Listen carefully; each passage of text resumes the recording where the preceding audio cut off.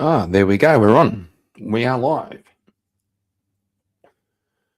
Thought I might do a little review. Oh shit. Oh, hang on. That's better. Thought I'd do a little review of the debate I had with Murray yesterday. It was really good. I actually enjoyed it thoroughly.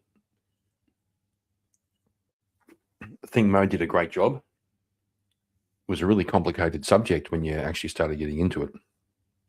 But let's begin. Let's begin with the intro song. You know how it goes. Takes a second to get it going.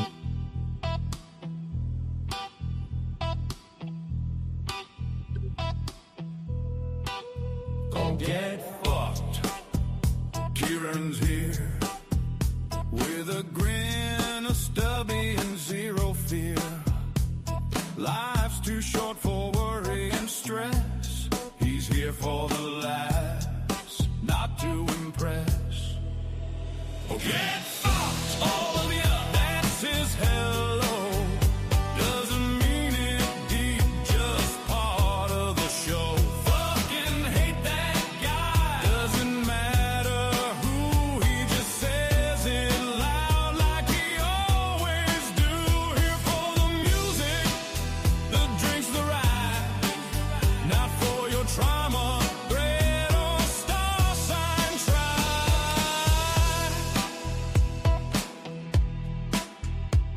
No drama, no guilt, just pure release.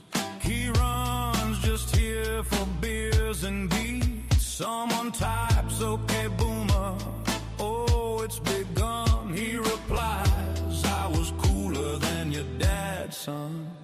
Get fucked, all of ya. And he means it kind, in a weird sort of Kieran peace of mind. He don't rage, he just winds them tight, drops a bomb, then logs off for the night. Fucking hate that guy, doesn't matter who, he just says it loud like he always do. Here for the music, the drinks, the ride. Not for your trauma, thread or star sign, try. Look, I'm not trying to hurt feelings or nothing. I just think everyone's a bit soft these days. Especially that guy. You know the one? Fucking hate that guy.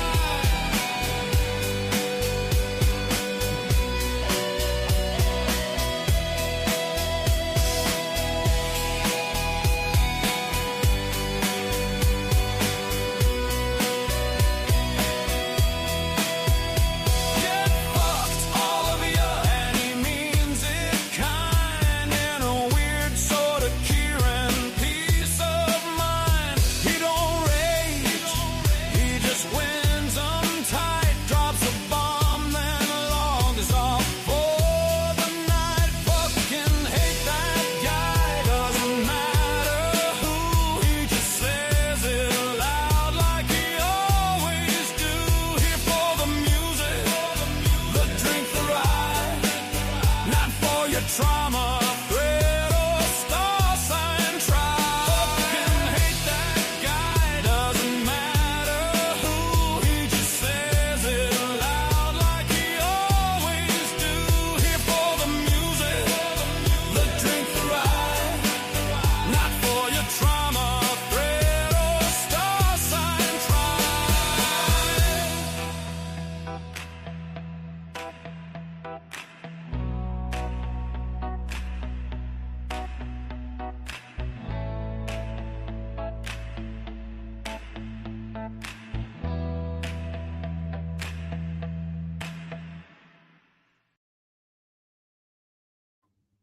And of course, having played the official intro song, we have to give credit where credit's due, and we have to play Speakeasy's contribution just to balance the ledger. While I go and take a leak before we get started.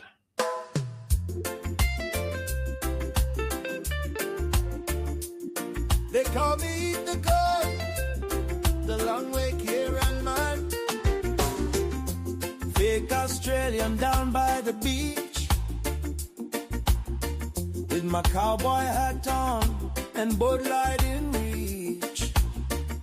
They ask me if I'm gay, I say no way, while me wave that rainbow flag. Only some days me dressing dry. I don't know why they wouldn't think I'm straight. I think the only thing we can say, why is Kieran gay? I think the only thing we can say, why is Kieran gay? I think the only thing we can say, why is Kieran gay? I think the only thing we can say, why is Kieran gay?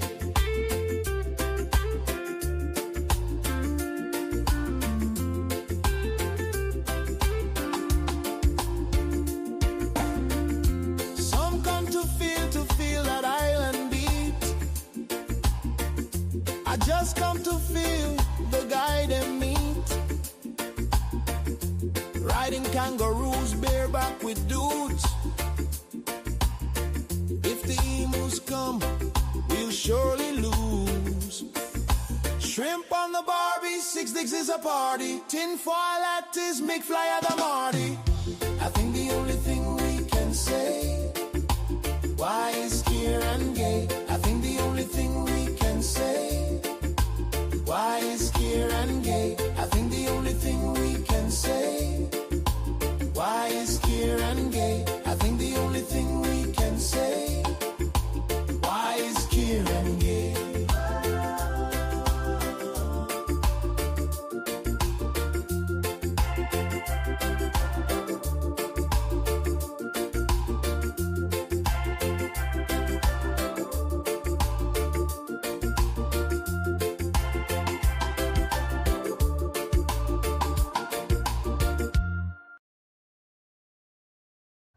That's what's up. Okay, so we have 2 watching, which is probably Clarence and Charles. Stupid technology. We should bring back stone tablets. Yeah, Charlesman, a good tradesman, never blames his tools. Come on, bro. Okay, so it's just us. We'll see if anybody else turns up for a little bit. I do have a song here that just for Charles. It's, look, you know how it goes. People send me all this stuff, and there's this one called Darwin. Charles, should I play it and see what it is? Should we? I kind of forget. Let's give it a go. My name is. If it's retarded, I'll stop it. If it's pretty good, I'll actually 2 songs with Darwin's name, but we'll try this one. Charles Darwin, bitch. You can say I'm very white. I was born in Australia, which is a country, not an island. I drive a Subaru out back with kangaroos on it, and I eat Vegemite while I'm having sex with a koala. I like dead birds. I am also stupid. I don't care about you, bitch. I'm Charles Darwin. I will show you how a moth can evolve in a day. First I gotta capture it and paint it with spray paint. You say that that's cheating, I say it's called creativity. It's not survival of the fittest, it's survival of the idiotic. It's Charles Darwin, the creepy guy who always has a dead pigeon in his pocket. You may not see me, but you will smell me. I'm a dirty creep, I won't deny it. It's Charles Darwin, the creepy guy who always has a dead pigeon in his pocket. You may not see me, but you will smell me. I'm a dirty creep, I won't deny it. I'm a fucking pimp, and I'm here to fucking pimp. My little freaky chicks, I call the Darwin Finks. I say bitch a lot, and I wear sandals, and I'm not afraid to kiss a camel. I only eat meat cause that's all they have. I only speak English cause that's all they have. And I like to drink coffee cause that's all they have. And I only drive Summers cause that's all they have. I am stupid. I like to eat fruit and I'm not afraid to shoot you. I'm Charles Darwin. Bitch, don't call me Charlie, or you will have to find me with my pet platypus. And I know that they are only native to Tasmania. But I'm Charles Darwin, bitch, I do what I want. I went to the Galapagos and stole their fucking birds, and now I'm making money selling them. afraid to use a metal detector in a casino. I'm not afraid to steal all of your water like Nestle. I'm not afraid to hit you with.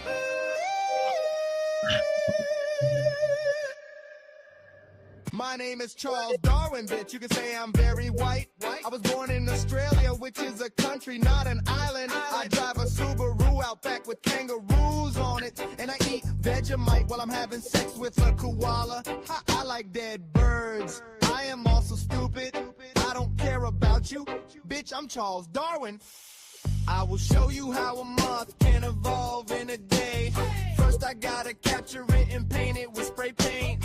You say that that's cheating, I say it's called creativity. It's not survival of the fittest, it's survival of the idiotic.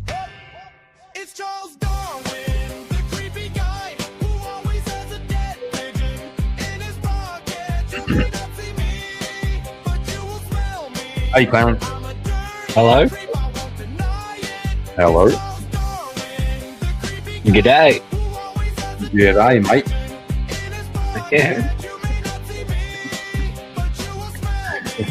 I'm a dirty creep, I won't deny it. I'm a fucking pimp, and I'm here to fucking pimp. My little freaky I chick almost ran over some kids. Fuck. I say bitch a lot, and I wear sandals. Yeah, I put some fucking clothes on. Jesus Christ. That's all they have. I only speak English 'cause that's all they have. And I like to drink coffee 'cause that's all they have. And I only drive Summers 'cause that's all they have. I am stupid. I like to eat fruit and I'm not afraid to shoot you. I'm Charles Darwin. Bitch, don't call me Charlie or you will have to find me with my pet platypus. And I know that they are only native to Tasmania. But I'm Charles Darwin, bitch. I do what I want. I went to the Galapagos and stole their fucking birds. I like this dog. This is great. It's good, isn't it? It's really good. I'm not afraid to use a metal detector in a casino. I'm not afraid to steal all of your water like Nestle. I'm not afraid to hit you with.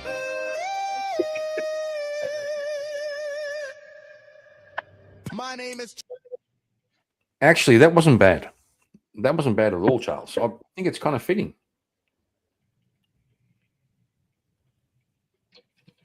But he sent me another one. Hang on, what's going on here? He sent me another one. The question is, how Okay.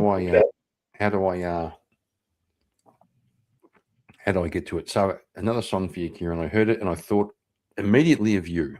Is it going to be gay? Maybe I can do it this Yeah. way. Yes. The answer is yes. Is it gay? Probably. Oh, hang on. Now, I just want to warn you. I am on my way home. So if I road rage, I'll try to control myself. But No, don't. uh, Fuck those guys. Fuck them. if you just hear me randomly start yelling, it's because there are fuckwits around.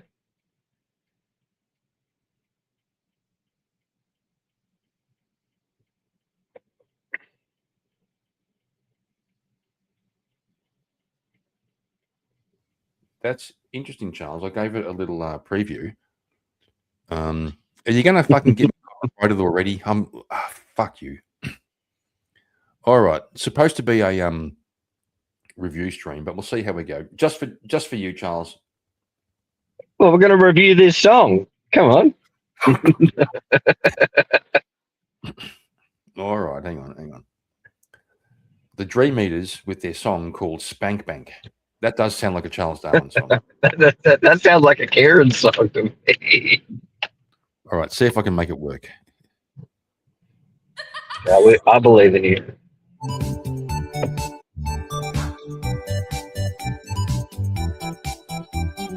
Every little picture of you is like a present from a spank bank.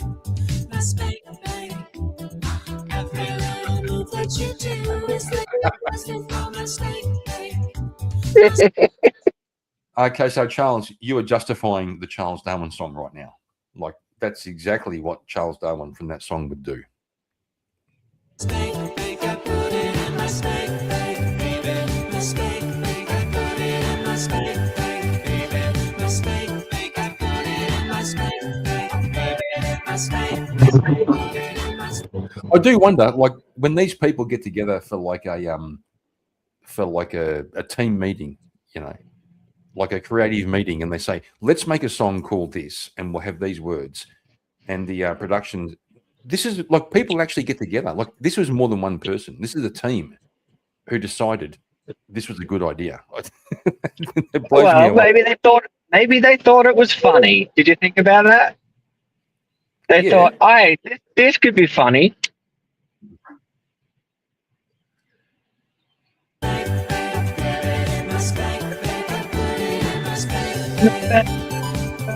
In the bank, bank.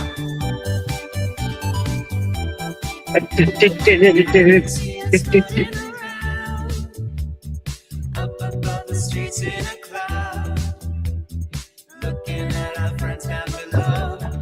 Are we dead now? Are we ghosts? Sometimes I feel it. I'm dancing with you now.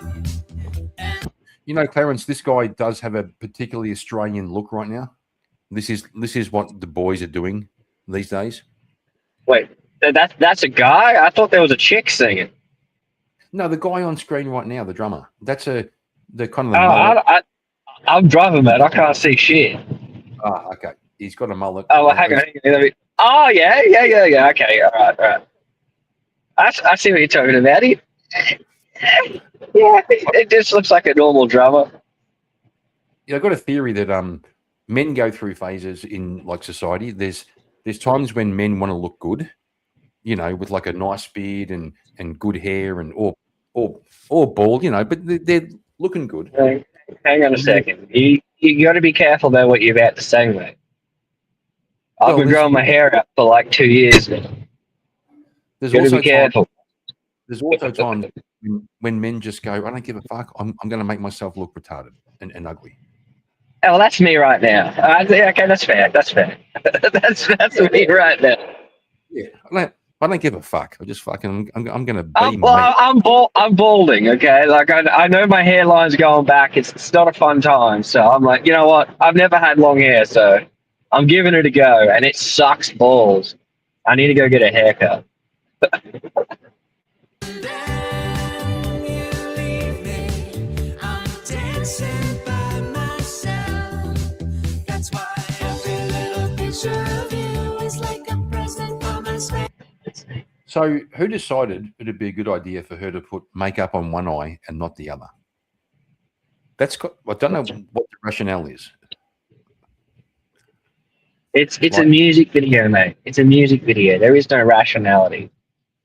Don't worry about it. Just listen to the words. What kind of rationality is there? Bang, bang.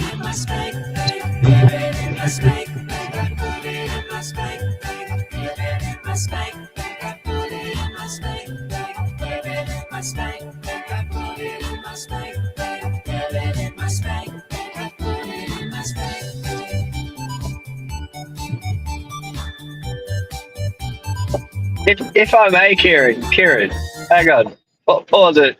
If I may, from what I can tell, my sister's voice and personality is permanently in Charles Darwin's Spank Bank. Oh no, shit, bro. No, she gave him like 300 years of spank bank just by yeah, she did well. being herself. Anyway, I just said she lives rent free in Charles' head.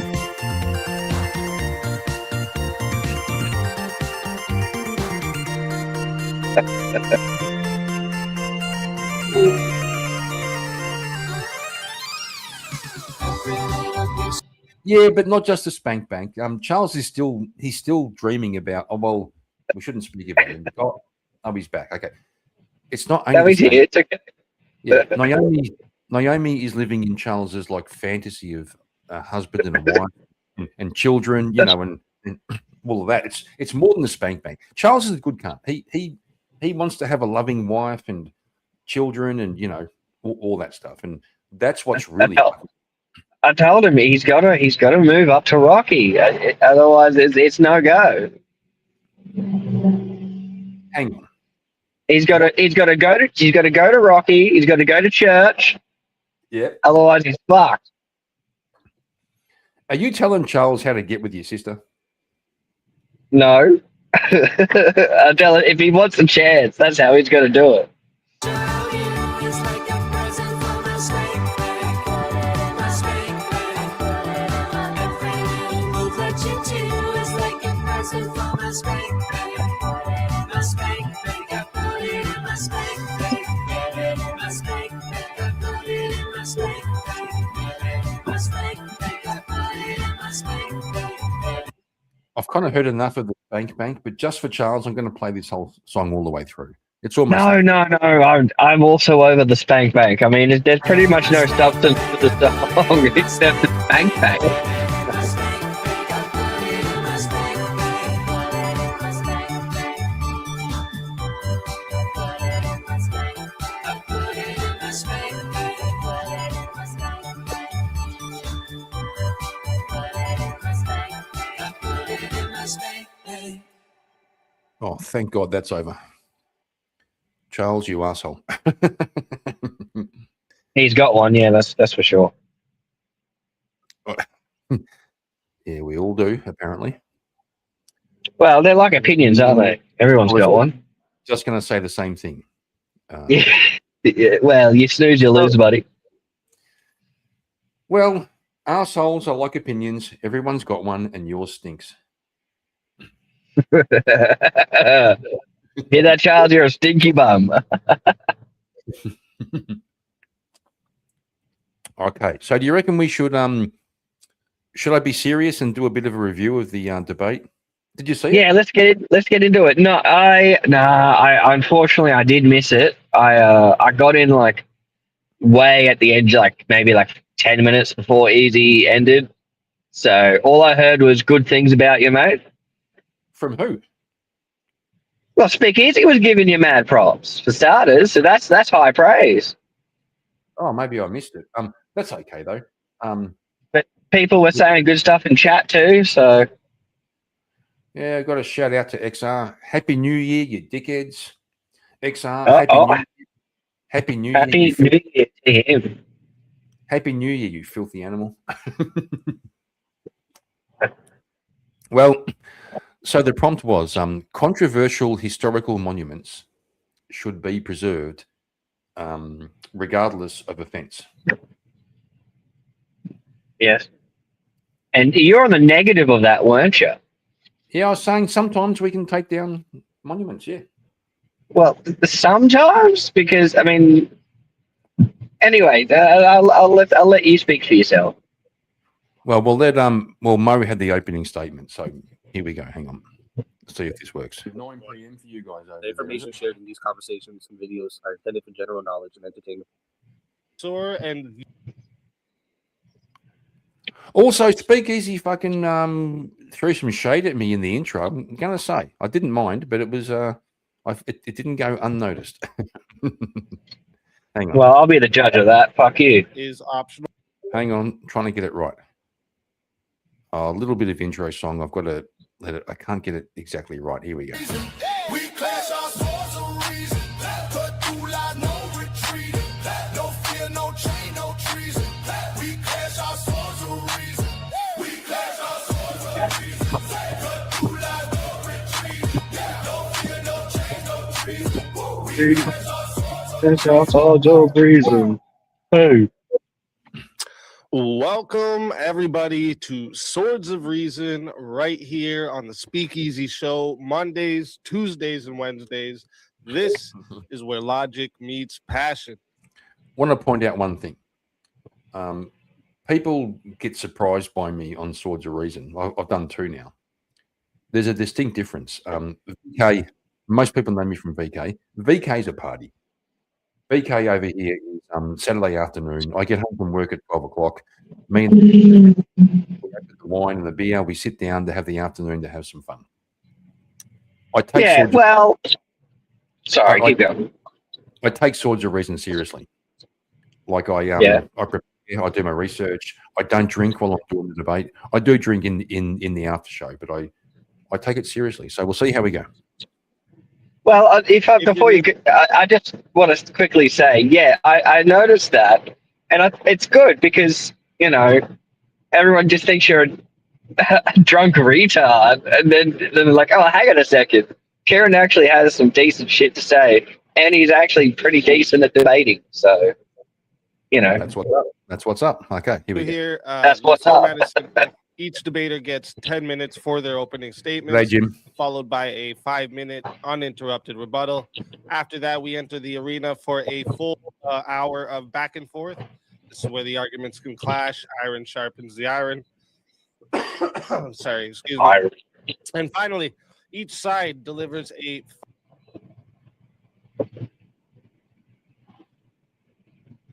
Yes, iron. Yeah. So it gives me a bit of like a shudder every time I hear it. Iron. It's like, what the fuck is iron? Irony? Is it irony? Is he? Anyway, sorry. But I'll tell you, preparing a 10-minute opening statement is quite a job. 10 minutes is a long time to speak by yourself.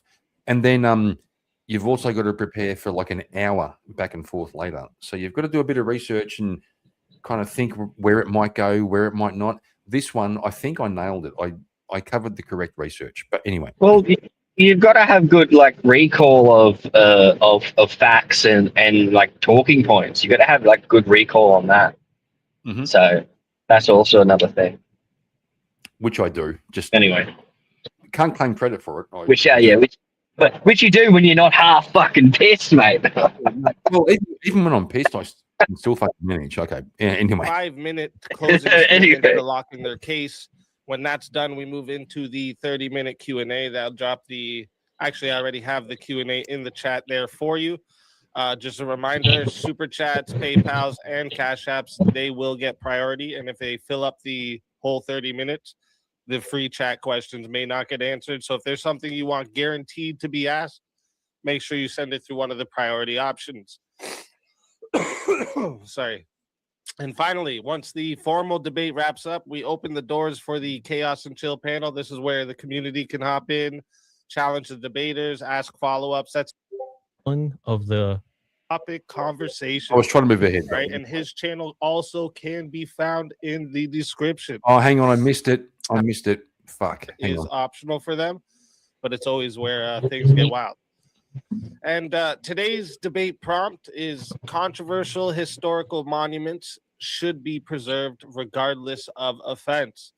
And today's debaters on the affirmative, we welcome Mo Rebuttal, a debate connoisseur and the Goyim your rabbi warned you about, known for philosophical rigor and critical examination of ideas. Through online debates and post-debate breakdowns, he explores politics, government structures, public policy, culture, and moral frameworks. And his channel can be found in the description. And for the negative, we have Kieran Markin, familiar face in the open panel discussions, a professional panel derailer, known for frequent debate appearances and engaging in hot topic conversation.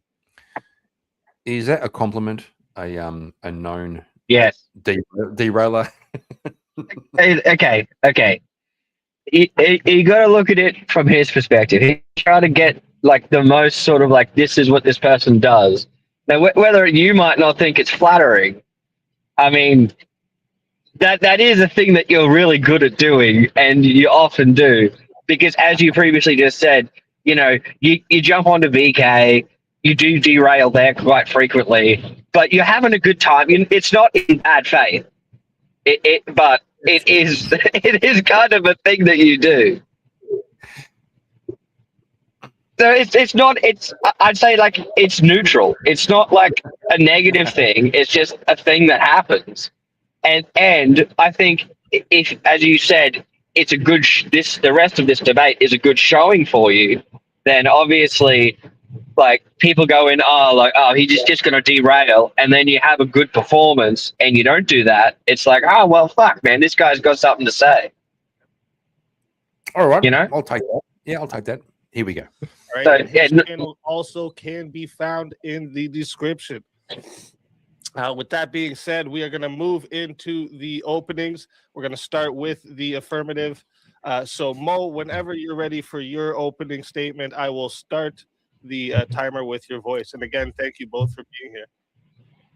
Yeah, thank you. First off, thank you, Easy and crew, for putting this together, and Kieran for showing up. I really appreciate it. But let's get into it. Ladies and gentlemen, fellow appreciators of the grand tapestry that is Western civilization. Okay, so here I thought, okay, Jet me off at the next station, bro. I thought he's doing a dramatic entrance. I thought, okay, fair enough. Yeah, yeah, that's what I mean. Like, jack me off at the next station. What the fuck is this? No, it was fair. It was fair. He was. I mean, No, it's a good intro. It's just anyway. Sorry. That's all good. I'm here before you today with an unyielding pride of a man who cherishes the profound legacy of European art, philosophy, and the Christian faith that has shaped our world. From the marble masterpieces of Michelangelo to the brilliance of Socrates and Plato, from the cathedrals that pierce the heavens in testimony to God's glory, we are in the West, we have built something extraordinary. It is this very heritage that compels me to affirm the resolution controversial historical monuments should be preserved, regardless the offense. Why, you may ask? Well, I'll tell you. Because to tear down these monuments is to wage war not just on stone and bronze, but on the soul of our civilization. Let's delve into the arguments. First, preservation serves a vital tool for historical education and moral reflection. These monuments, even those honoring those whose actions we now deem reprehensible, be it Confederate generals or colonial explorers, stand as tangible reminders of our past complexities. One point here was me and Mo had a couple of chats on a couple of panels previous to this, and he mentioned the Confederates. We didn't get into the debate, but we kind of mentioned it. And if you search for like controversial statues and monuments, you'll find a big thing about Confederates. So I decided to make sure that I included some international references like Russia, England, so it wasn't all about the Confederates. Yeah. Okay. Cool. Hey? I was just saying. Okay. Yeah. Like I see where you're going with that. Look. I don't agree with like we leave the historical things because there's many things that we have lost in history due to people in war times just destroying ancient monuments. And it's happened all throughout, like, the places where there's stuff that we really, like, we could know more about what happened in the past if they didn't go around and just obliterate, like, monuments. Like, the World War II Germans did it. Like, you could go all the way back to, you know, some, like, the medieval times where either Muslims or Christians went through Anatolia or the Middle East and or Northern Africa and have absolutely obliterated any trace of us even understanding things that happened well before our time. It's more of a historical argument than, like, in modern day it's kind of like, yeah, okay, these people were bad a couple 100 years ago, get rid of that shit, it's a bad influence. But then when you think about looking back 500 years or something like that, everyone wants to know what happened. And you can't know if you're destroying the monuments and the histories and stuff. Like, if you just think about how everyone talks about the Romans or Byzantium or anything like that, we've destroyed most of those things, and we're now kind of just like pretending to piece things together. Anyway, but that's fair. That's my sort of little semi-argument of why we should preserve, regardless of how it makes you feel. But I mean, it's a thing that happens. You know, people go through. You know, like, it's still 100 years later is still kind of sort of fresh in people's minds. So you're going to go through and you're going to destroy those negative influences, or that you perceive as negative influences. But in 500 years' time, that's not going to be a thing, and you've now made it harder for historians. I don't know. My heart goes out to historians. It's fair. The victors always write the history, except Well, except in the, yes. except in the Confederacy, where they tried to rewrite history, which comes up later. But hang on, let's see Yeah, how no, much no, we're getting ahead of ourselves. They force us to confront uncomfortable truths. Removing them erases history and sanitizes it, robbing future generations of the opportunity to learn and grow. Yeah, he makes the same Imagine argument. Yeah. if we demolished the Roman Colosseum because it was hosted gladiatorial bloodshed and was built by slaves. Would that not impoverish our understanding of human progress? Now, before we move forward, I would give you one of the clearest historical warnings of what happens when a society decides that offense is enough to tear down its monuments. Notre Dame. Notre Dame is not just a building. It's a medieval Gothic cathedral begun in the 1100s. Standing at the heart of Paris, one of the greatest achievements of Western architecture and Christian civilization. Easy, if you could bring up the first picture for me, please. Take a moment to actually look at this. That is what culture looks like when it becomes real. That is faith, craftsmanship, and centuries of identity carved into stone. And here's the point in all this. During the French Revolution, 1789 to 1799, Notre Dame was attacked, not because it was fragile, but because it was symbolic. The revolutionaries saw it as representing tradition, the church, and old social order. You can go ahead and take the picture down now, easy. And now listen carefully, because this is actually where it mirrors the United States today. The French Revolution began with rhetoric we recognize instantly: inequality, resentment of privilege, anger at the wealthy, rage at institutions, the belief that society is fundamentally unjust and needs to be rebuilt from the ground up. Sound familiar? It should. That is the same emotional framework we hear today from progressive movements that insist the past is nothing but oppression. Got to say, this is throughout this debate, a couple of times I said to Mo, you aren't arguing with me. You're arguing with a caricature of somebody you have in your head. Like he was expecting some kind of woke lefty response, you know, like he would say things like, tear down, you guys want to tear down everything. And I never said that. So I can see where he's coming from. He's kind of setting himself up to it's us. Well, isn't that just more under the lines of rhetoric than anything else? What do you mean? Like the tear down from oppression, and that's just rhetoric. Yeah. I don't think it's the fact he's thinking he's arguing with some like lefty. I mean, he's been around long enough to know that you're not some full-tarded person. No, but he's and it's more performative rhetoric. Oh, okay, yeah, performative. Yeah. There you go. okay. And that the Pinchuku solution knows is what. tearing down the symbols.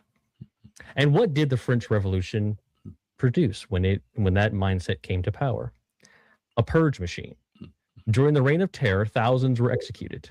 And being labeled an enemy of the revolution was enough to get you arrested and, in many cases, killed. Yeah. Then they did something even more revealing. They didn't stop at politics. They attacked culture. They created the cult of reason, a state-run replacement for Christianity. Churches became targets. Symbols became enemies. And Notre Dame was stripped, repurposed, and treated like a tool for its revolutionary ideology instead of a sacred monument that it is. Go ahead, take a look at picture 2, please, Easy.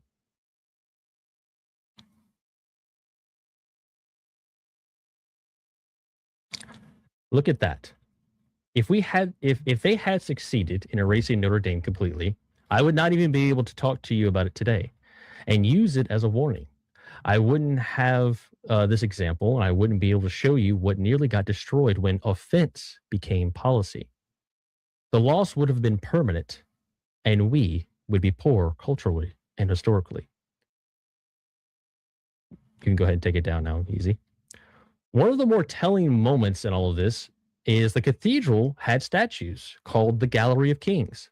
Revolutionaries believed these statues represented French kings, so they tore them down and they beheaded them, when in fact, they were biblical figures. They didn't even know what they were destroying. This is what happens when outrage replaces knowledge. Notre Dame survived not because revolutionaries respected it, but because it was too valuable to level immediately. It was repurposed and used as a practical building. And what did the revolution ultimately bring France? Not stable freedom, not utopia. It collapsed into instability and eventually produced Napoleon, another form of centralized authority. So Notre Dame stands today as a living warning. Once a movement decides that offense justifies destruction, it doesn't just remove statues, it attacks the culture itself. And that's the question this debate demands. Does offense justify removal? Were the revolutionaries right to attack Notre Dame? Would they be right to go further? Second point, these monuments are integral to our cultural identity and heritage, a cornerstone of Western pride. Europe and the broader West have produced unparalleled achievements in governance, art, philosophy, often intertwined with controversial histories. The statues of Chris. Can't help it. He said intertwined. Should have been intertwined. He misspoke. Okay, bro. Settle down, Mr. Bloody linguistic extraordinaire. Shut up. Yeah. You tell this dog to shut up, Kieran. That's it. Embody the spirit of exploration and imperial drive to spread Western values across the globe, laying foundations for modern liberties. To remove them in the name of offense is to succumb to the radical, left-leaning cancel culture that despises tradition and seeks to rewrite history through erasure. Are we not, man? This is not progress. It's cultural vandalism, akin to the Taliban's destruction of the Bahian Buddhas. I reject this. Our monuments are symbols of resilience. Hang on a second. Hang on. Yeah, what? Did you ban Are We Not Men? I put him in a little bit of a timeout. No, it says banned. I've done the same what's thing. the- It says Are We Not Men? Oh shit! Yeah, no, you're right. I pressed the wrong button. Whoops. I've done the That's same thing. unfortunate. Oh well, you fix it. I'm busy. I'm filling a fridge. I can't fix it. You fucking banned him, you fucking dickhead. Oh well, he's got 17 more accounts. It's fine. Holy crap, you retard. Seriously. Well, you know, sometimes a little bit of fun goes a little bit too far, all right? And you feel bad about it, but what can you do? Well, you could figure it out and unban the cunt. 'Cause He's I not a can't. cunt. Cunts are useful. I'm sure he'll be back. No, it's fine. I'll press some buttons. Keep the review going. I'll press some buttons, and On I Charles don't know how to look at. only the channel owner can unban someone. Yeah, well. Holy Oh, shit. then it's on you, Kieran. There you go. You say Do Charles. your job. He's back. Guess who's back? Back again. No, I told you he's got like 8 different accounts. That's just another one. Reminding us that the Western system, rule of law, individual rights emerged from trial and error, not utopia.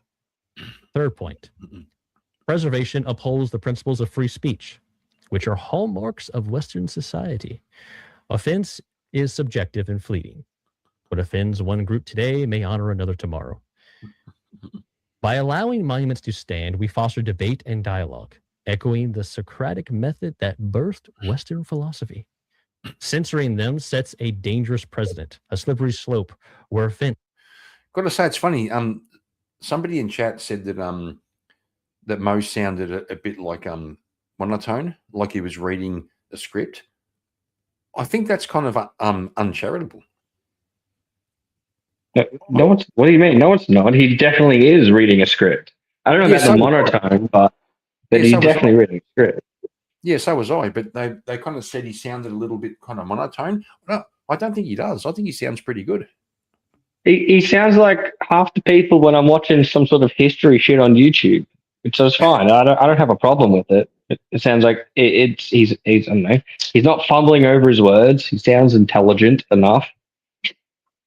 So, Becomes the you know. arbiter of truth.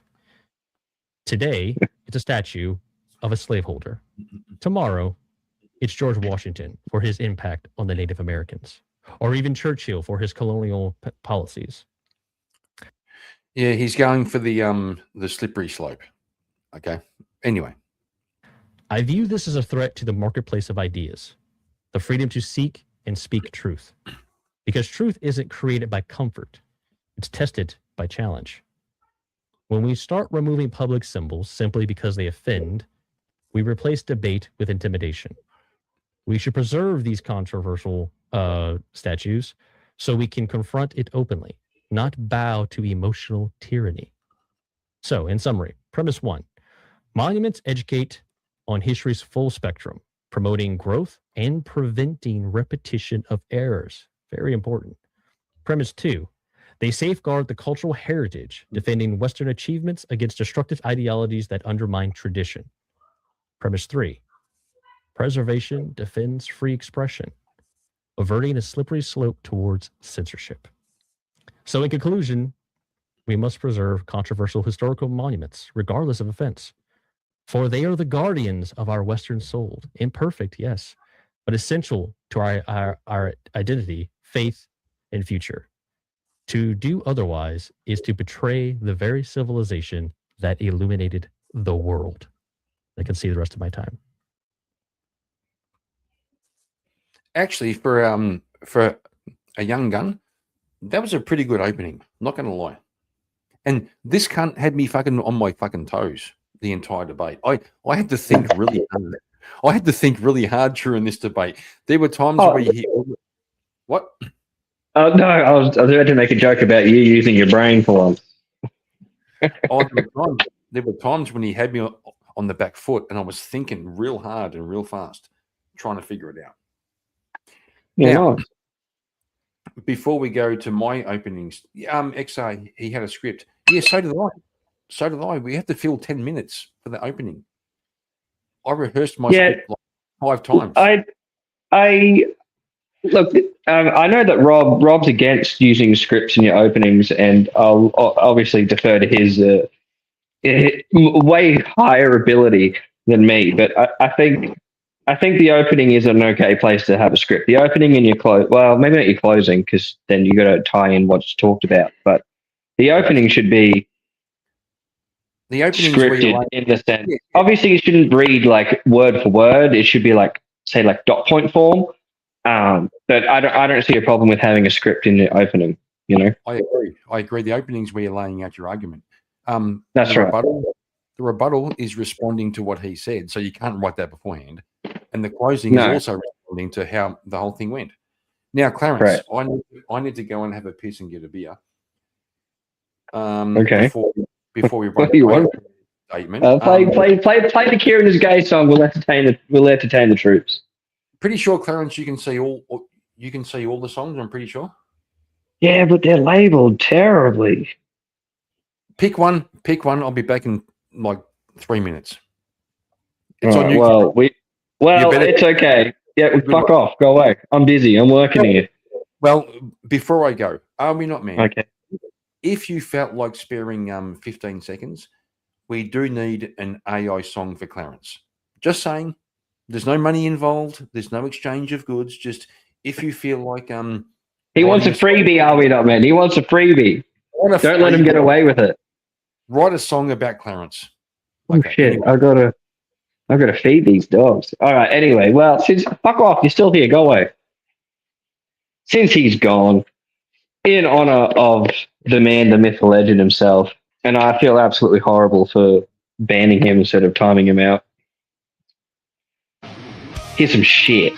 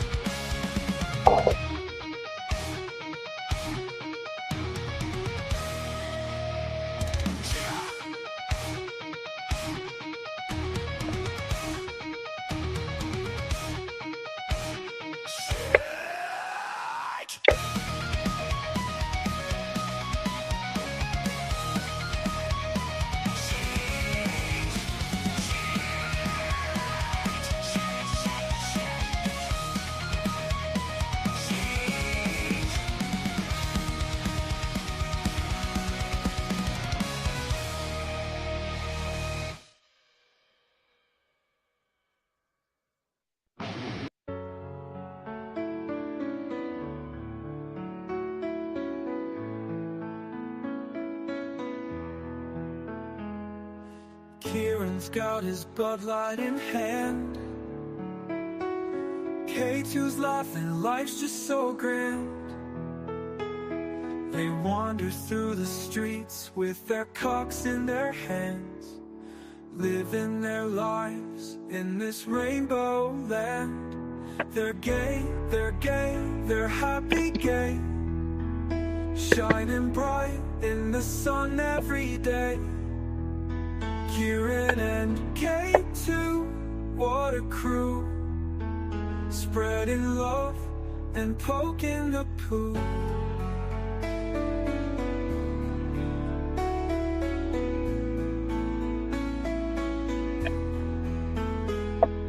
K2 loves a quirky little thing. Kieran joins in, hear the joy they bring. They share their smiles, their jokes, their cheer. Every day together feels so queer. They're gay, they're happy gay, shining bright in the sun every day. Kieran and K2, what a crew, spreading love and joy, poking the poo.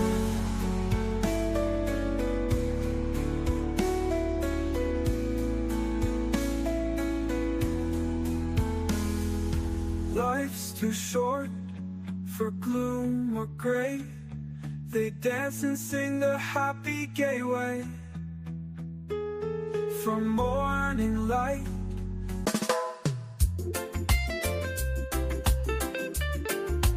Sorry, I read up, man. No, it was a bit gay, wasn't it? You had one fucking job, you fucking retard. Yeah, I did a good job. Fuck you. Just Are We Not Men's a bit gay. Well, I'm going to throw it out there. Are We Not Men?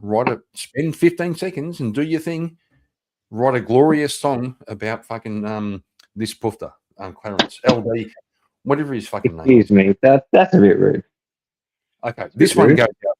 This one goes out to Are We Not Men?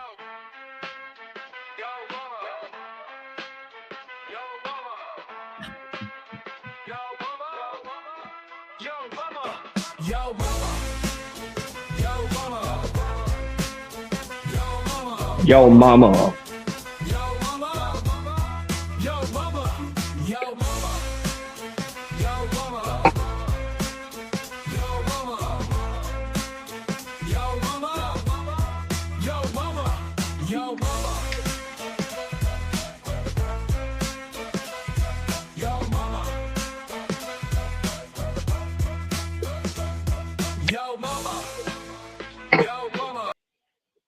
Okay, enough of that. Let's get back to some serious business here. Oh, for sure. Yeah, I think it's Mike. I mean, your mama. Yeah, your mama. Yeah. What about yo, mama? Let's go. Let's look at the other side of the argument. Thank you for that opening statement, Mo. And with that, we are going to hand the mic over to Kieran for your opening statement. Kieran, whenever you're ready for your opening statement, go ahead and jump in, and I'll start the timer up with your voice. Thank you, sir. I'll begin by saying that my opening will be as thoughtful, but not as dramatic as Mo's. I was impressed greatly. Okay, so to begin with, that was a little shot. I kind of felt like he was going with emotion. He was going, "What about the cathedrals?" Like in good faith, but I just trying to undermine, like intellectually undermine his appeal to That's a emotion. bit of a stretch, but okay. Fuck off. I think that neither my opponent nor I will be able to point to an objective moral standard in making our arguments, which I think he wasn't doing that there, by the way. So I think we're on the same page. We'll most likely be dealing with cultural, social, and political issues for which there are often no clear-cut answers, but rather we'll have a teasing out of perspectives in the hope that a difference of opinion could be clarified and explored through the course of the debate. I'm going to argue that historical monuments have a complex role in society, both historically and in the present. Furthermore, I'll argue that the concept of... So, Clarence, do I look like I'm reading a script? Oh, mate. I haven't looked. I've been listening, but I haven't been looking. Do I sound like I'm reading a script? You sound like you're not pissed. How about that? Fuck off, you cunt. It can be a reasonable starting point for questioning the utility of some historical monuments, and that there can be contexts in which it is appropriate to have a monument removed and or replaced. Having said that, I'll lay out my perspective on the main aspects of the prompt, namely the A little purpose of bit. historical monuments and Shut the up. nature of offence. I think it's No, fair to you argue did that a little bit sound like you're talking from a script. I mean, I'm just being honest. Justify the present Who to the asked you? past. Having monuments in prominent places. Fucking you did reminds 5 us minutes of our ago. heritage, Have another drink. See what happens. Our town, our state, our country, even our football club. Often those heritages are complicated and even have many dark periods. And so Often those statues heritage- of prominent figures remind us of the good and the bad from which our society has developed. These monuments can serve another purpose also, that is to express the values held by the community in the present. For example, statues of the founding fathers of the US represent the values of freedom, the rule of law, etc., that those founders are codified in the American Constitution. They stand as a reminder of the complex and fraught process by which the current values of the USA were established politically. In that sense, they play an important role in the perpetuation of those values. Hey, fatty, what are you doing? In addressing the second aspect of the prompt, this dual nature of the role of the monuments will be where the controversy arises. Let's talk about offence. What is it? Well, like many things, we can approach it at a surface level, or we can look at it at a deeper level. The British media personality Stephen Fry once commented that saying "I'm offended by that" is just another way of saying "I don't like what you're saying and I want you to stop saying it." To which his response was something along the lines of "I don't care." And in many cases, I believe that is an appropriate response. However, in the modern age, this view of the notion of offence is often used to dismiss an opponent's concerns out of hand. And I think we can lose something important when we automatically treat it that way. Sometimes a person may have a valid concern or issue, but they don't have a well-developed critique to offer yet. Saying "I'm offended," although it's often seen as cringeworthy today, can be a way to start a conversation about opposing perspectives through which nuance and genuine intellectual growth can be teased Well, out. hang on. Whoa. David. Just because Stephen Fry is a bit gay does not mean that his statement was incorrect. Well, Stephen Okay. Fry did once say that he was once accused of being like a cheap hooker because he was in media, he's selling himself, and he said, "I disagree. I'm in fact a very expensive hooker." Yes. He is an expensive hooer.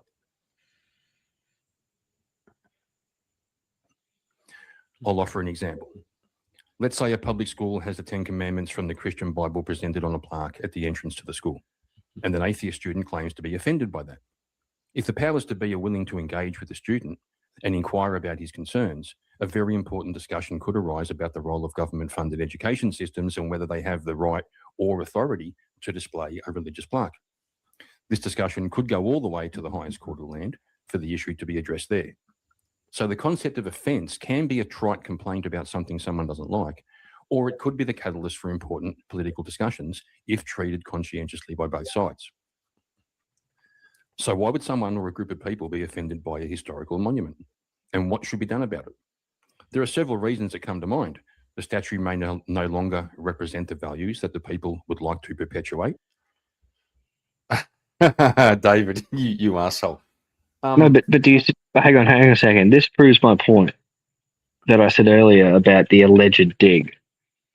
Is that you're known as the retard guy, which I don't Well- have a problem with, and it's just Just going See to what say I to mean? David, when I say to David, I did call Mo a retard at least once during this debate. Okay. But it was justified. Okay. Based off the argument, it was justified. Or it may be that more is learned about the person whom the statue represents, and this new knowledge changes the way that people feel about that historical figure.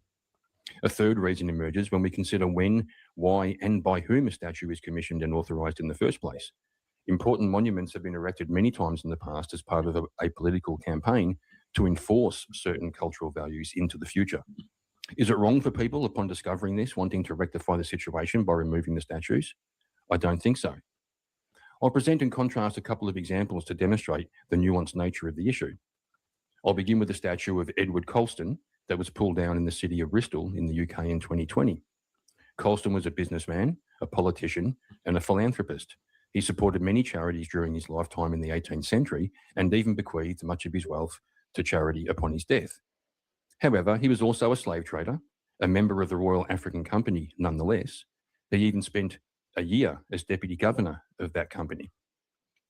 The Royal African Company was responsible for transporting around 80,000 slaves during the horrific era of the transatlantic slave trades.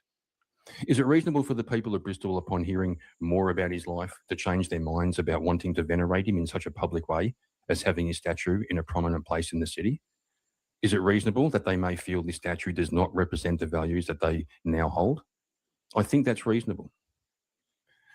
Now here, I must address that the statue was torn down by BLM activists and pushed into a river in 2020. I think that is the wrong way to go about it. However, I could see an argument that it was reasonable to rethink his position of veneration in a public space.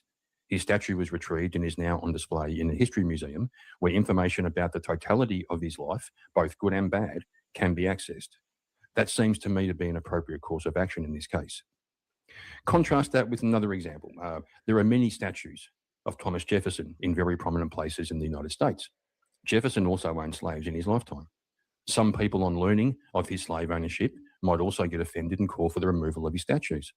These can look like similar cases on face value.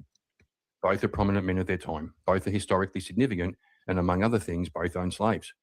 But there's just one little thing called the Bill of Rights, for which Jefferson is often considered the primary author. Jefferson was instrumental in the legal ban on slavery in the USA. In both examples, we can weigh up the good and the bad and see which way the scales tilt. We can also ask ourselves in what way a statue of either man represents and perpetuates the values held by people in these towns in the present. I would argue that in considering the totality of the lives and activities of both men, it's reasonable to remove the statue of Colston and keep the statue of Jefferson. This is not an arbitrary claim. It's a reasoned response to the claim that some statues are offensive, followed by genuine inquiry into the lives and times of both men. Public debate, political input, and historical investigation can all be drawn upon to ensure that the prominent monuments in a town, state, or country sit well within that society at the time. I want to address one last point. That is the notion of erasing history. It's sometimes claimed, as my opponent has, that that is what we are doing when we remove or replace historical monuments. However, in the case of the Colston statue, which I mentioned earlier, that ended up in a museum. The net result was that a more detailed understanding of history was produced and preserved. So to sum up my position, historical monuments are part of an evolving society, and their relevance or significance can change as the values of the society change and as more information is learned about the origins of those monuments. I see no reason why there shouldn't be a mechanism for removing or replacing a particular monument if it no longer fits into the society in which it stands. That mechanism could be something. Got to address David Healy starting to sound like a revisionist. We get into that when Mo brings up the Confederacy in the US. And I was literally opposed to it. So, just saying. summed up as follows. Someone says, I'm offended by that statue. And someone else asks why. If that complaint is received in good faith and investigated, some surprising results may arise. It may be discovered the statue did not represent what the people thought it represented. Or it may be found out that it was erected initially as part of a political campaign to rewrite history. A consensus might be reached that a particular space, such as a town square, would be better served by a different statue that more accurately represents the history and the current values of that town or state. And therefore, I claim that there are times when it is appropriate to remove a monument, and the reasons for that will sometimes be prompted by the notion that it offends some people. Thank you for the opportunity to present that. All right. Thank you for that opening statement. And with that, we are going to get into the 5 minute of uninterrupted rebuttals. So this is 5 minutes each debater gets to directly respond to their opponent's openings. It's not a back and forth yet, so no interjections. And then when your 5 minutes are up, we move to the other side, and then we'll get into the open hour. So moving back to Mo. Mo, whenever you are ready for your 5 minute uninterrupted rebuttal, I will start the timer up with your voice. So I was listening to the opening statement and I was trying to follow the logic here, but I really didn't hear too many arguments. Okay, this was an ongoing theme through the debate. He said, I was listening, but didn't hear any arguments. I made a So he bunch of- wasn't listening? He wasn't listening. No. He was debating somebody who wasn't me. He wasn't. With all due respect to Mo, it was a great debate, but he had a preconceived idea of my position and wasn't listening to actually my position. So he was arguing against the idea he had in his head before he got there. So he was only arguing against the talking argument points, is what you're saying. Hey? He was arguing against the talking points that normally come up instead of the arguments you've actually made. Which I didn't bring up, right? Yeah. Yeah. So he said, I was listening, didn't hear any arguments. That's because you weren't listening. Yeah. Heard was if a rule that if enough people are offended, then we can remove it. That's not, you're admitting that basically the standard isn't truth or history or education. Kieran, I'm just going to do something my for opponent, 2 minutes. I'll be right back. Gay. Yeah, you know what? You can go shove that gayness straight up your ass. Fuck off, dickhead. I'll see you later. I'll see you soon. did mention in his opening to go to examine these things and allow people to question it. That's fine. Go ahead. I encourage that. I even think that's healthy because that's what they're there for. They spark debate and conversation over who these people were, what they represented at the time, what the culture was at the time that thought it was a good thing to erect these things. He also talked about building things as kind of a political statement, and that being a negative. Well, under that standard, you have to take a look at the Colosseum. The Colosseum, like many things, was built post-events for political messaging, such as glorifying emperors after long conquest. So under his standard, I would have a few questions. If enough offense is the test, what principle stops loud groups from censoring anything they don't like?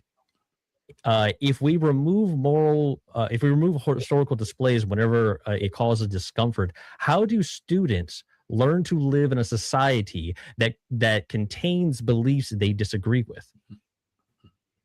And with that, I'll concede the rest of my time because I want to get into this.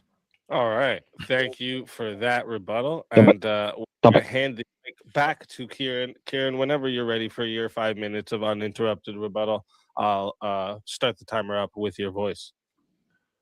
Got to shout out to my boy, Bay Street Racer. He's been lurking around recently. Oh, we like a good lurker. Look at this dickhead. Now he's here. I approve. He's talking about you, mate. He's talking about you, dickhead. He probably is. Bay Street Racer. What's up, fucker? Okay. Anyway, let's go. Oh, you're muted on the stream yet. Oh, of course you are. Of course, somebody has to at some point. Right. Yeah, Mo, I think my main critique of so this rebuttal, I started off a bit shaky. I didn't quite know how I was approaching it. I did make some notes, but I think I got a pretty good groove going for the next 90 seconds. Your statement was very, Yeah, that's better than no like a seconds. blanket statement. This idea that if people are protesting monuments and whatever, then I think you said they'll tear down everything, and you did point to certain phenomena such as during the French Revolution, etc. But my argument against that is that we're actually we can do it in some measure. So you're going with tear down everything. Now, if we're going to resist that, that means that we resist everything, which means that nothing changes. So you're pitting up, your argument would pit two sides against each other. The one that wants to tear down everything and the one that doesn't want to change anything. That sounds like calcification of a society. Now, when you talk about free speech, just want to say, Johnny boy. Sorry. just want to say, yeah, John Burt, you fucking retards in the chat. Okay. Want to say, I think my use of the word calcification right there was fucking mint. That was mint. No, you're showing your that you've read a book or two before. It's good. Well, I sometimes like to use big words to make myself sound more photosynthesis. Jeez. Sure, you don't put it in a museum Sure. and talk about it. Or you can teach it in schools. You can have debates about why a monument was moved and taken down because the society has evolved. None of what I'm saying will eradicate the ability to still discuss and talk and speak with free speech about these topics. In fact, having this hardball line that you can never move a monument, you can't take it down, that sounds more like a restriction on free speech. And you see that happen. That's what happens is you end up with, violence and anger and frustration. So what I'm promoting is a mechanism to deal with it, not just ignoring it. So that's where I think my main contention is with your position. And with that, I'm happy to move on. All right. Thank you both for those rebuttals. Great rebuttals from both sides. Before we move into the open hour of back and forth, let me talk to the audience real quick. If you're watching right now, make sure you hit the like button, subscribe to the channel, and I don't want to hear what he has to say. Tonight's debaters. Fuck The you. links are in the description, and we host all kinds Nah, of debates he's here got on nothing good to say. reason, Terrible. politics, How dare he? culture, ethics, internet topics. He's anything ruining the where debate. reasoning Oh, and he's talking passion during the collide. debate. Terrible. So if you enjoy the format, No, make he's sure you doing stay locked housework. in because I know. I know. It's fine. I'm just. Yeah, fuck you. BSR, this was yesterday. You also missed my previous Swords of Reason when I debated the original vintage on First Good Amendment orders in the USA. BSR, where you been, my boy? Where you been? He ain't lurking hard enough. That's all I can say. He's not lurking hard enough. He's busy. David Healy. So you are making provision for revisionism, so the prompt isn't a monolith. No, David. Part of my argument as we go along is against revisionism.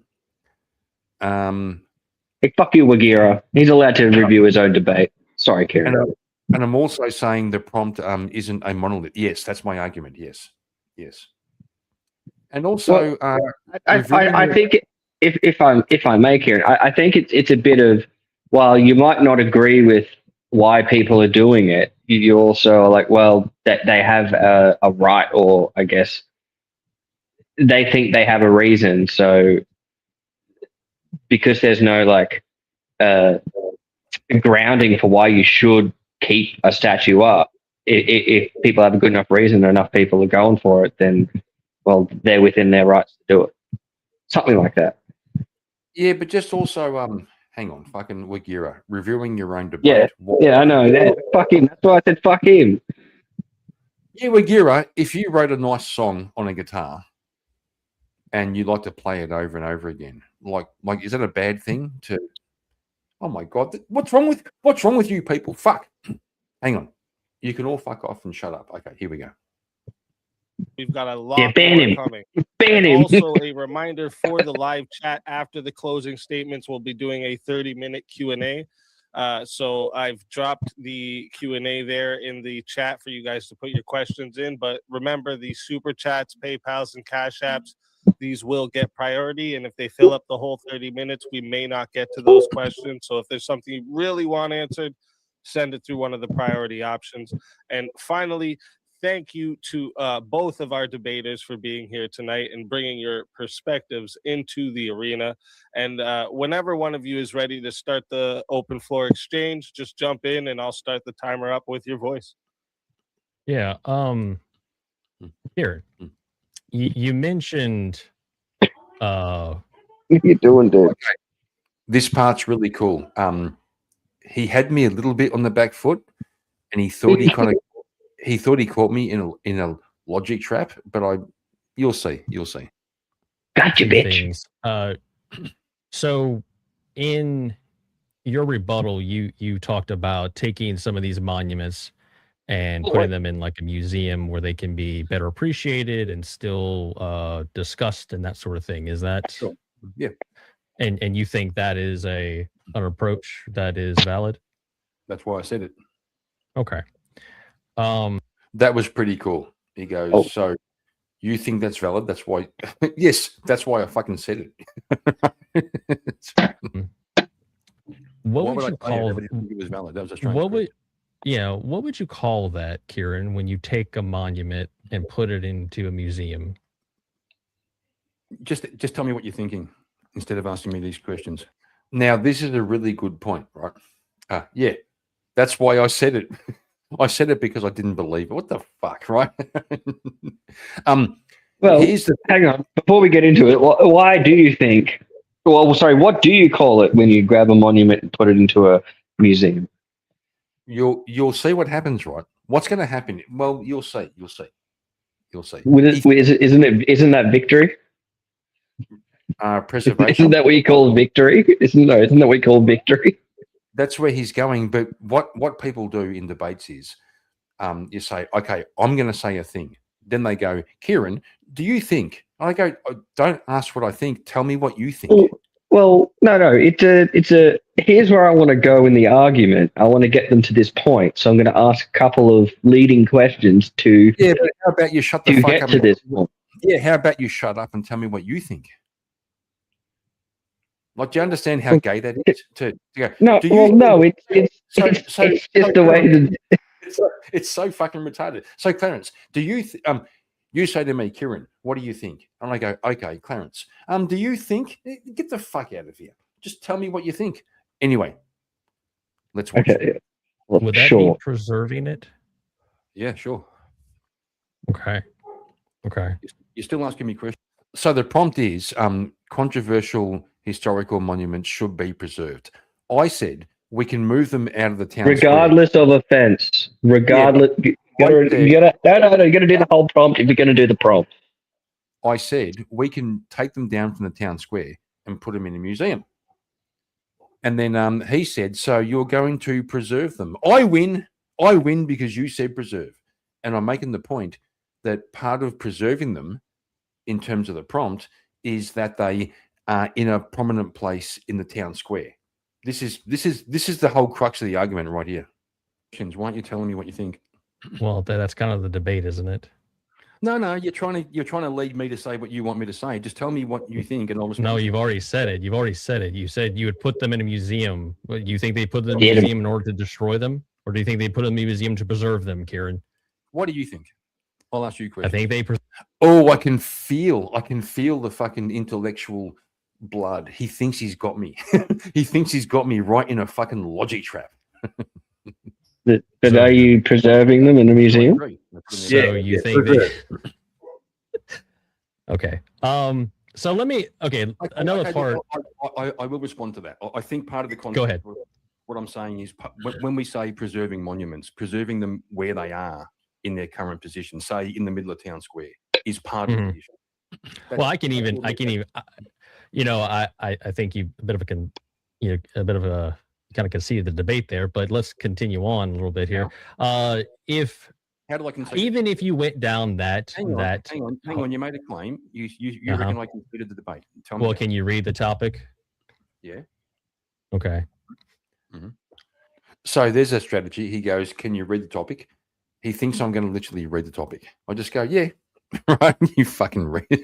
It's good. Okay, Can you like understand that. nuance? Can you understand nuance? I can understand you are okay with preserving monuments as long as they're relocated, but I'll even argue that that's not a very good idea either. Because here's the problem with that: But you're read the actually Bible just first. kicking the can down. By the way, you have no idea how I'm thinking on my feet right now because he almost got me. He backed me into a corner. I'm thinking so hard right here. Well, I just Yeah, want to point really. out, like, what is what is the purpose of having a monument in a town or something like that instead of having it as you want them, well, as you're okay with them being put into a museum? And for me, it would be a moral, not as in like good or bad, but as a morale. Sorry, morale. That's the word I'm looking for. It's agree. more of a morale thing as to why you should keep a bloody monument sitting around in a town. And if you're Yeah. able to safely move the actual thing and preserve it in a museum, I guess that's okay. But then you lose that morale figurehead in the town or the city or wherever the hell it is. Well, watch. We'll see. We'll see. Kieran, because the next thing God. that Do you happens do you think is, the prominence? Do you think the prominence of the statue is at all a factor? well, I'll get to that. If you take the hang on. statues and you put them, hold on, I want to reply to this. If you take the statues and you put them in the museum, the next challenge is going to be: do museums have infinite landscape in order to put these No. things on display, or do they have a limited amount of so space? did So you the hear next my- did you argument hear you're my kicking down the argument? road is going You to do. be, well, we don't want this statue in the main hall. We Hmm? want it to be in the back. We don't want, we want this one to not really be there. It's going to just take another form of argument where these left-wing people come in and say, no, we don't like it here. We want to move somewhere else in the museum. So you're not actually solving then say anything no. in the end. And say no there. So why say no there and not go at back the to the beginning point where we it should started stay where on. it's? Would you agree that the prominence of a historical monument is a factor? Is there a difference prominence? in the example I gave with the Colston statue being in the middle of the town square? That the fact it's in the town square is actually relevant, or It doesn't is matter relevant. where- Yes, it's historically relevant. Okay, well there you go. Yeah, So that's you what can't. I'm If we trying- take Stonehenge and we uproot it and put it in a park somewhere in New York, it's going to lose a bit of its mystique and its significance. Can't Correct. get around that. Correct. So the position Mm-hmm. of the statue is part of preserving the historical statue is preserving it in its location. Yes, I would argue that it's very important for them to be where they're at. Yes, so they Thank leave you. them where they are That's the geographically. point I'm making. So you agree preserving them in. You tried to tell me if I put them in a museum, we're preserving them, therefore you win. But you just conceded keeping them where they are is part of the preservation. I said that it's tied to their historical importance. Yeah. So preserving Yeah. them where they are is important. Right, but you're still preserving them in a museum. Yeah, sure.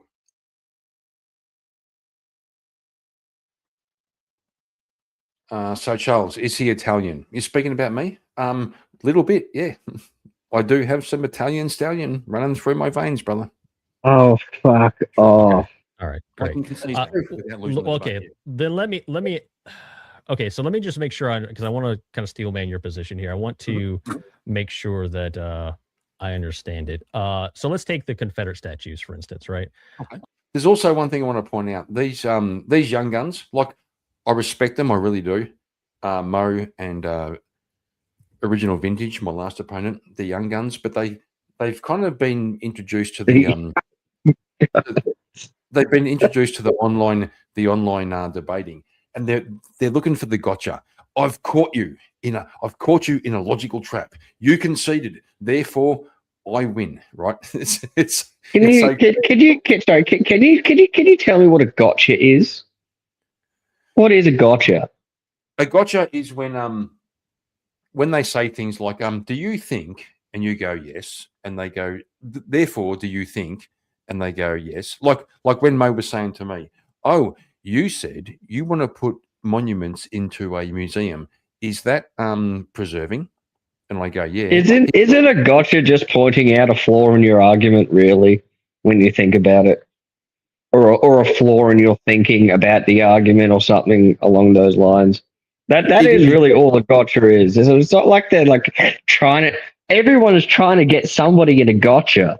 A Mhm. gotcha is just trying to point out the either a falsehood or an inconsistency in your argument. That's all a gotcha is. Yeah, but if you don't land a gotcha, it looks as bad on you as it would have Well, looked. yeah, because you haven't proved that the other person's an idiot yet. Yeah, And yeah. hang on a second. And Bay Street Racer, fuck no. I don't know who the fuck you are either. So it's okay. We can start on equal terms. Hey, Clarence, It's okay. I'll give you a heads up. Gonna give you a Yeah. heads up. What? You're my main Is man. Bay Street Racer and I going to start fighting? Can we pistols No, at dawn? No, I'll give you a heads up, my brother. He's out of bounds from your fucking banning and your fucking timeouts. Okay. He's a what? Out of He's out of bounds. bounds. Out of bounds. Bro, my name's not Army.Men. I don't time people out randomly. I do Army.Men, but Just you gotta, you gotta drop some slurs or be an absolute numpty. Otherwise, I leave you be, even if I don't like you. I'm just saying, bro. BSR's out of bounds. Okay, let's go. Now, BSR can call me a motherfucker. He can call me a fucking cunt. He can call me whatever he wants. He's got the fucking golden pass. That's what's up. Okay. Now listen to this. Okay. Big talking point. Yeah. Do you think that the reason why the Confederate statues need to be or subject to being taken down is because they're Still asking fucking questions. tied to slavery? Is that would you say that's an accurate statement? Could be part of it, but there's more. Part of to it. Hmm. Okay, but would you say that's like the main reason that a lot No. of people? No. What are the reasons would there be? Because most of the Confederate statues that were put up in the around 1900 and the couple of decades before and after were part of a campaign to rewrite the history. Okay, but that campaign like- was to and like invoke the- what? Hey? What was that? What was that supposed to invoke? Was that to kind of rewrite history. remind people? No, or No, to rewrite history, you look up the sort of work of the UDC. You're familiar with the United Daughters of the Confederacy? Mhm. Yeah, who funded and had a full campaign through the schools, primary school, high school, and to. But the case you brought up actually had to do with slavery. The one that in Australia you mentioned, right? So That was the one that was. So that was the reason why it was taken down, or they wanted to take it down. Yeah. Okay. So that is troublesome because I'm worried where that logic eventually takes you. Well, I because that explained it- means I explained it. any group with who finds a reason they dislike, they can basically just Were you take listening to my whatever they opening want statement? down. Were you listening to my? I gave a counter example where Mhm. two people who both own slaves, Right. and I said that through reasoning we could take one down and leave the other there. Okay, but So I my did point not take is slavery as a the reason. statue that you mentioned was taken down because of slavery, right? Yeah, sure, because of the scale. Okay. Because of the scale. of Sure. it. Okay, the scale of it. Okay, great. So the scale, so like someone who has, I guess you say, a more egregious. Okay, this point was where I kind of fucked up. We got into the scale of the egregiousness. I should have said the balance, like the good versus the bad. He kind of pulled me into one guy had more slaves and did more slave things. The other guy did less slave things. I should have stuck with Jefferson penned the Bill of Rights, so we can balance the good and the bad. That's the one point where I could have probably done better. Offense with Yeah. Mhm. involving slavery would for mark sure. them for potential discussion of removing the statue. Correct. And Okay. also someone who did something as significant as write the Bill of Rights probably Right. has a higher scale on for being preserved. Okay. Do you know? Well, so like I said, I'm worried like that logic where it can lead. That's an So, appeal to I'll give you an authority there, example, Kieran. But anyway, the Arc de Triomphe. Do you know what that is? Yeah, I've been there. Yeah. You've been there. Beautiful. Okay. So Also you know been the to, I've also been to Notre Dame. It's pretty dull or dim inside. I've got to say, it doesn't look the way it does in your photos. It's still a beautiful building, Well, but it yeah. doesn't look quite like that. But anyway, That's what I was going to say when he Can pulled you them bring up. that picture I sent you a chat, just to bring up the one, just to show the audience what it looks like for people who haven't been there. The second one? Sure. The first one Oh, okay. of the two new I sent you. Oh, you sent new ones. Sorry. Yeah, I sent new ones. Yeah. Yep. Give me a second here. And here we go. Oh, the Yeah, the so the Arc Triomphe. de Triomphe is in Paris. It was Mhm. commissioned in 1806. Mhm. The construction is inspired by the arches of ancient Rome, built throughout the empire. It's a really big part of French history, Sure. big tourist attraction. So if someone decided, for instance, like they hated Napoleon, they didn't like him, Sure. would you be okay with them taking down the structure? No. No? No. Are you sure? What if they really didn't like Napoleon? Yeah, still no. Okay. Kieran, Napoleon reinstated slavery in the French colonies in 1802 after it was already abolished. Yeah. So if we're talking about egregious framework here, the The thing is, I love that. Yeah. Yeah. So what? the thing is, he asked me, "Is this all about slavery?" And I said no.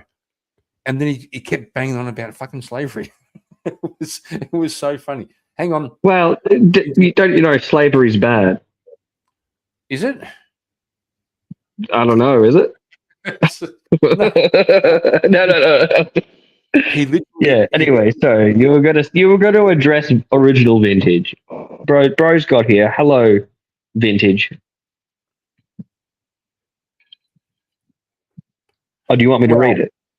Hey, Dad, just want to say, no matter what anyone else says, you won that debate, and I'm proud of you.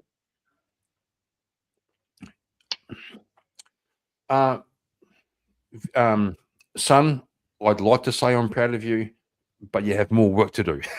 I want to say I'm proud of you, but I fucking destroyed you. All right. Oh, sorry, dog. No, thanks, Vintage. It's always good to see you. Also, I saw you today. I think, Vintage, you were like, you were around during the day. Like, shouldn't you have been at work? Like, aren't you like this cunt fucking works hard, right? What are you talking about? This is Australia, mate. We're all on dole. No, the guy fucking works like a motherfucker, and I saw him. I'm sure he does. Yeah, I think he made time. I think he made some time for himself, which is pretty good. Are you trying to say that he had some alone time?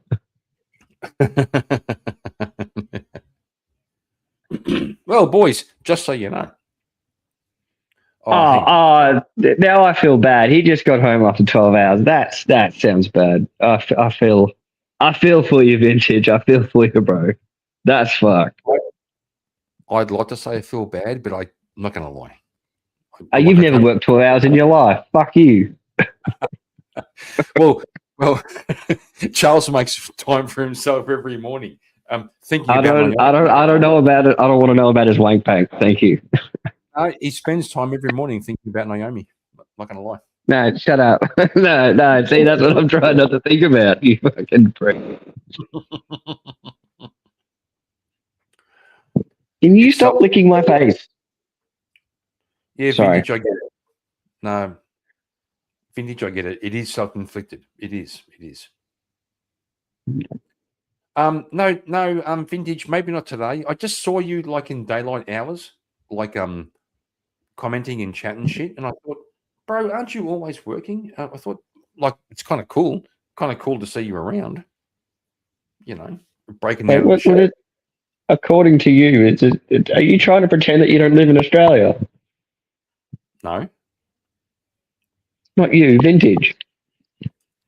Is he not Australian? Am I losing my brain here? I'm pretty sure he's one of us. he is. Up the East Yeah, Coast. I mean, that's a long stretch of land, mate. Well, I'm not going to fucking dox him. Tell you where No, he is. I know, but it's just like he's up the East Coast. What do you mean? I think East Coast is fucking broad enough to just give you an idea without fucking doxing the cunt. Yeah, no, it's fine. It's fine. I'm not asking you to.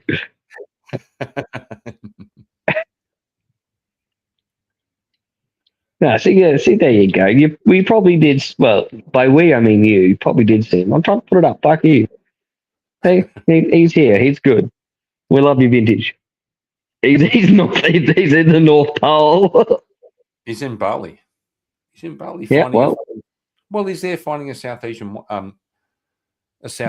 wife. You know, like he's there finding a wife. And the ladyboys are pretty good at stealth, I hear.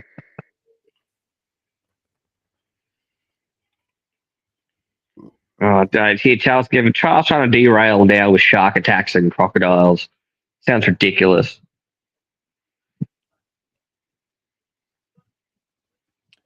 We have had, like, I saw 3 shark attacks in the last 2 days. I did see that. That's true. Yeah. All right. Okay, we're almost there. We'll go just a little bit more, just to get past this last argument, and then we'll have some fun. Okay. So just get past this last little bit. I mean, this thing goes for like 4 hours, but we're just going to do like 5 more minutes. Least you can say is these Confederate guys, they were morally questionable people in a system that was immoral, where they took part in it and took advantage of it, but they didn't reinstitute slavery. Okay. So if that's the case, if that's your framework you're working from, then this structure is on the chopping block, and you have no grounds to say otherwise. Just for clarity, and I hope you know the answer, because I don't. What does the arc of the arc of triumph actually represent? What's it? It was a glorification of Napoleon. Arc It of also Victory? has, Are you- quite a few, actually. Let me see here. So It was built after a successful campaign. There's quite a few structures on it. One is the departure of volunteers. Okay. It was a winged figure screaming forward, calling citizens, soldiers to defend the France. Another one was. So it wasn't a monument to Napoleon. It was about French. So do the monuments that you had taken down, does it have like a guy choking out a slave or something on it? No, I'm talking about your claim. Oh, right okay. now. Talking about your claim. You said if someone didn't like Napoleon, they could tear down the Arc de Triomphe. Right. I'm asking, is it a statue of Napoleon? Is it dedicated to Napoleon? It is And you're Napoleon, telling yes. me- Yes. you're telling me It's dedicated. I to the wasn't French. finished, but yes, it was dedicated to Napoleon. Yes. Yes, Okay, he fair commissioned it. Fair enough. He commissioned it. And there's also the Tomb of the Unknown Soldier at Space that is a very big part of that. It's constructed, it's beautiful, constructed by giant slabs of limestone. Beneath it has the like I said, the Tomb of the Unknown Soldier. It's honoring unidentified soldiers who were killed in World War One. It symbolically represents all who died for France and were never identified. There's also an eternal flame there to that's always lit.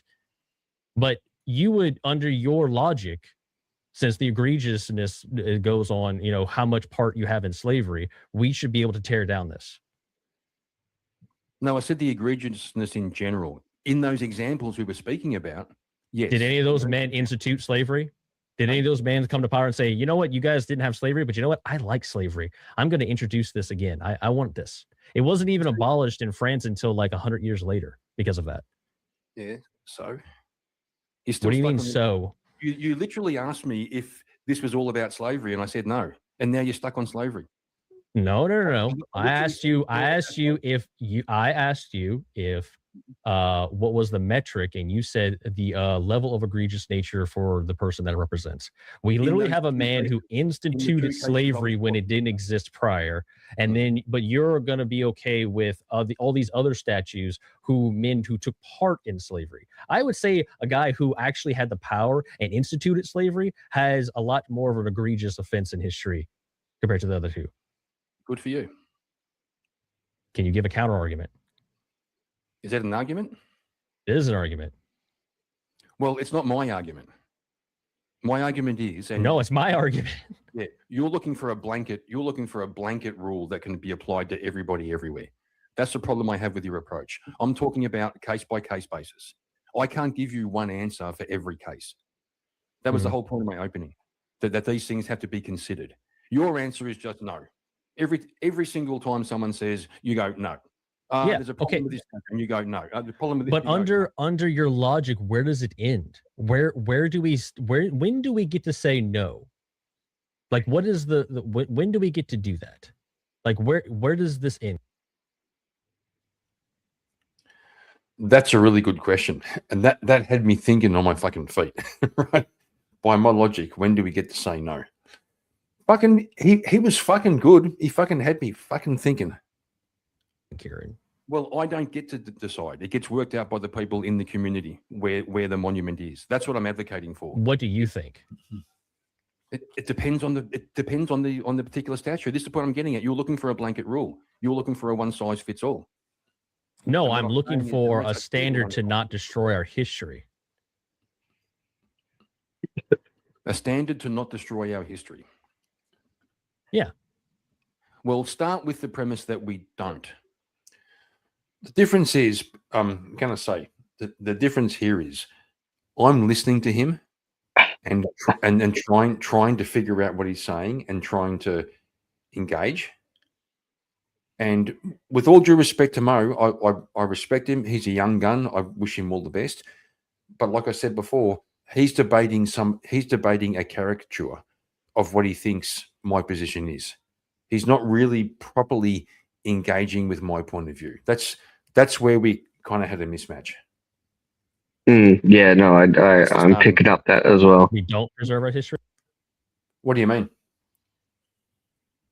Well, and as you're putting it, like he's really trying to nail you down on like basically like if somebody was really doing this slavery stuff, then like you would be all for getting rid of this, or it doesn't matter it doesn't really matter the history of why this monument's there. You'd be okay with just getting rid of it, which isn't really your point. Well, I think like there's no way to define all of history into one statue. So here's a thought experiment, right? And it may sound a bit weird, but think about this, right? I was in primary school for 7 years because we have prep and then grades 1 to 6. 7 years of my life I spent in primary school. How many hours, how many minutes is 7 years? I reckon if I tried really hard to pull up all my memories from primary school, I probably couldn't fill 3 hours. That's a lot of missing material. So history is always going to be a story. It's always going to be a narrative. We're always going to pull certain points and certain people, string them together, and make a story. What I'm saying is, we can sometimes reassess the story. We can't reassess the story because the story's already been told, and usually throughout history we only have that story that's been told, and we might get bits and pieces of but what I'm saying is other information, but there are also multiple stories. And is it okay if we divert the narrative? Is that okay? Is it okay if we say, here's the narrative of our history, but you know what? I would like to change the narrative and go this way. Well, now that gets complicated because it depends who's driving the narrative. But I still think there should be room to adjust and change, which is my point with Mo. By his position, as far as I could tell, they want to tear down everything. I'm saying no to everything. Doesn't sound like a way to move forward. No, the people who are wanting to tear down currently monuments and historical figures and things like that are, in essence, trying to do what you were saying and rewrite the history themselves with their own ill-informed and arbitrary revisionist of that history. Well, it does kind of get to the point that history is written, right? Right. Okay, hang on. A little bit more. Yeah, More. yes, history is No, written, we but don't destroy it, sorry. the people the people doing the destroying usually, I mean, historically it's been, well, the victors write the history, but it's always I guess, yeah, the ill-informed and people off doing their own thing, creating their own victory, trying to rewrite that said history. I mean, even the ancient histories that we have are basically rewritten histories from a different perspective after people have come to power.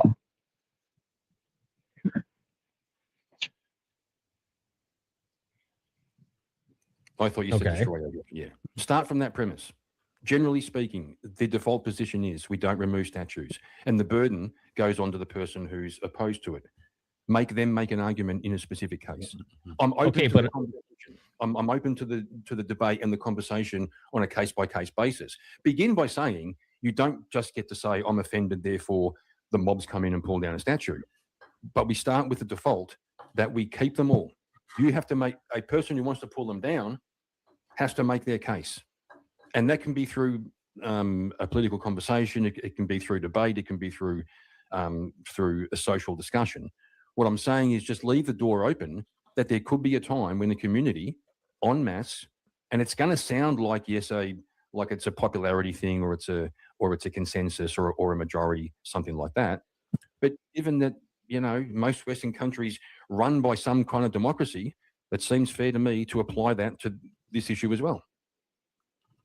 But this isn't democracy. This is mob rule. These groups that get together and shout and say we need to take down these structures, they're not democratically elected to do so. I'm opposed to them too. Yeah, you see, he didn't hear what I said. I appreciate Mo and the debate, but he didn't even hear what I said. He's responding to something in his own head, not to what I said. Well, yes and no. Yes and no, because he's telling you that, like, the people who are for what you just said is that you're happy through, like, I guess a democratic process to talk about removing these things for whatever new information or other things have come up. But his point is the fact that like, to use an example, you've got people going off into museums.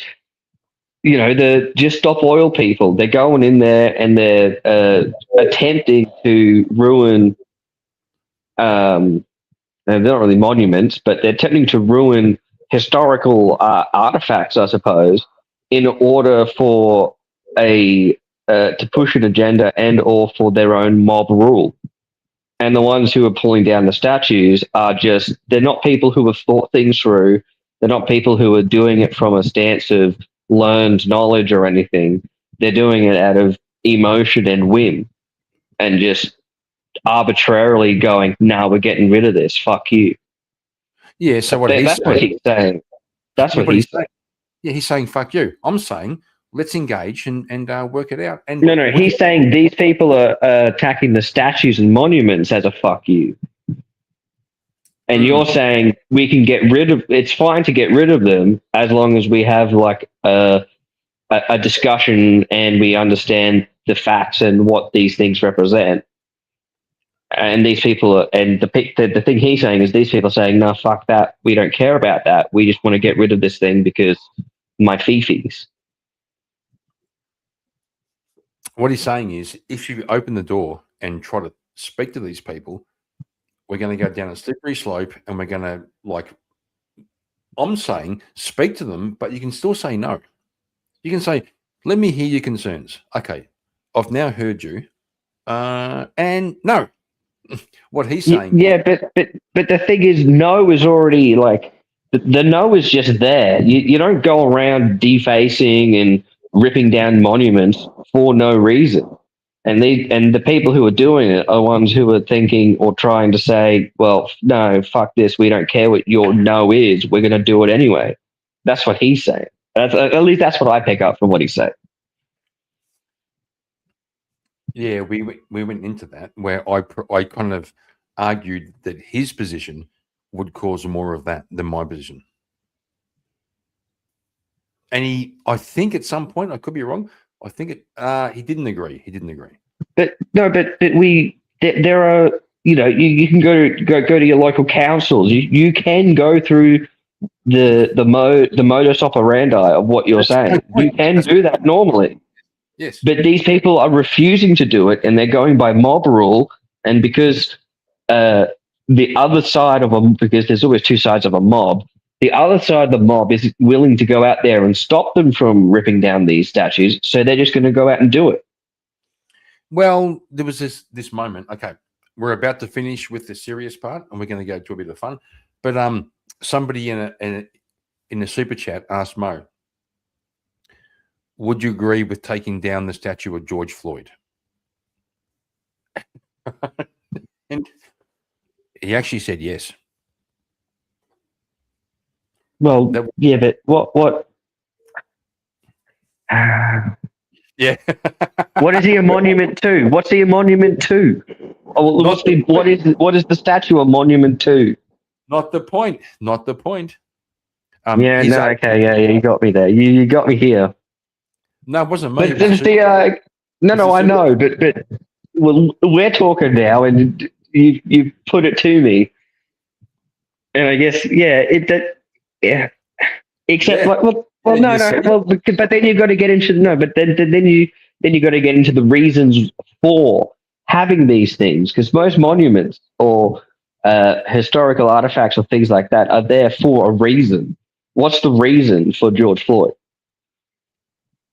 That was my argument. You have to look at the history and the origins of why the statue was there in the first place. Then you can say, don't agree. Anyway, that's the point. But yes, but okay, yeah. Sorry. Go on. I just big shout it's out. frustrating.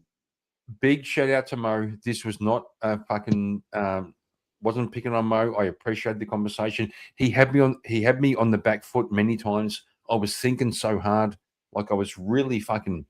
The cunt made me work. I appreciate it. I do appreciate it. Yeah, good. You can think for once in your life. Are We Not Men says, oh yeah, I got a song for Clarence, by the way. You motherfucker, you do not. You do He not. does. No, he does. Go on, get it in there. Well, hang on, just for a second. We're going to define the serious part of Now, the. Now, shut hang up, on. bro. Oh, No, okay. Yeah. Go on, Dad. Got to find a transition between the serious part of the show and the I have the transition for you. You just let me know when you want me to say it. No, we'll try this. I don't know what this is.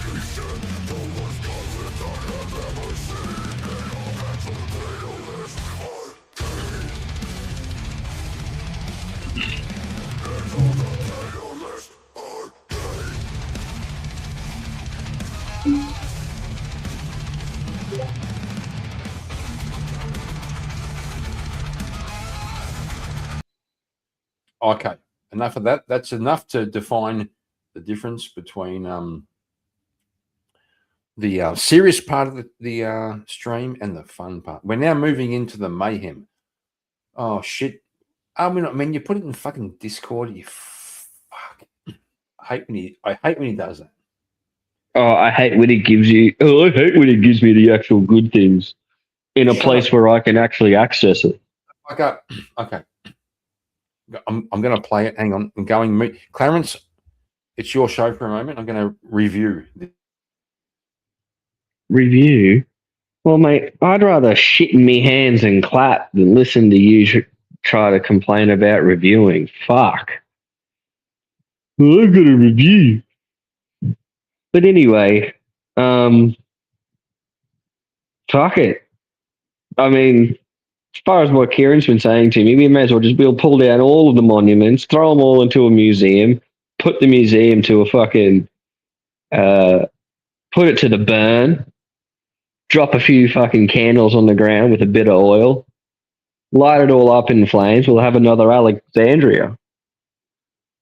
And then in a couple hundred years' time, when people want to know about, oh, what was happening on the 21st century? No, we don't fucking know. Some dickhead in Australia decided we can burn it all down, so we burnt it all down. Fucking some bald cunt with glasses, 4 eyes, decided burn it all, so we did. And that will be the history written by Kieran Markin. What is he? Is he listening to the? He's listening to the whole song, bro. Come on, mate. We gotta do it all at once. Don't be like this.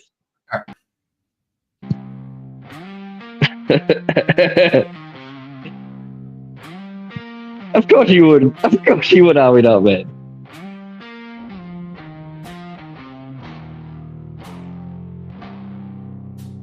Clarence has a bloody vagina. Hell yeah. Hell yeah. Clarence walked in wearing red stained jeans,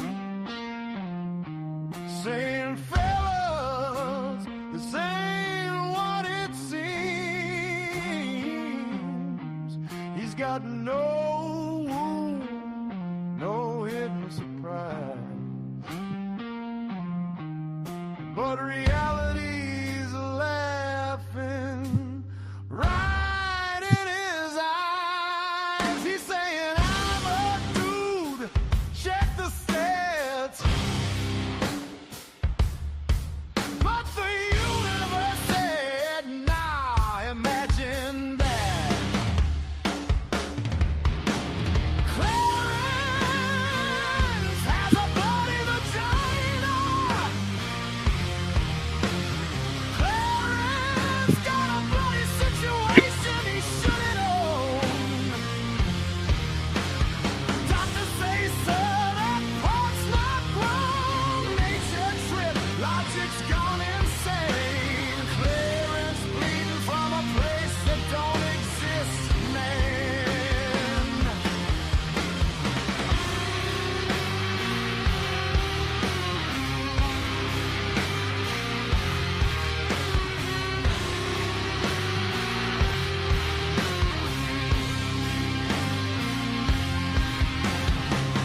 Frying pans like these ain't for me.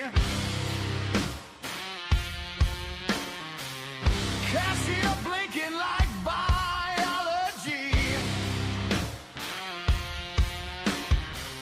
Clarence yelling, I swear I got a beard. This joke's so wrong it disappeared. He's pointing at shots, yelling, that's not mine. But the punchline hits every time. Yeah. Clarence got a bloody situation. How's this real? A monthly curse he shouldn't feel. He's got zero equipment, all facts denied. Clarence got problems science can't justify.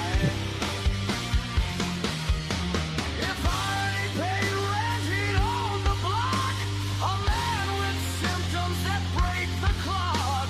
No uterus, no doorway, and yet here we are singing this again.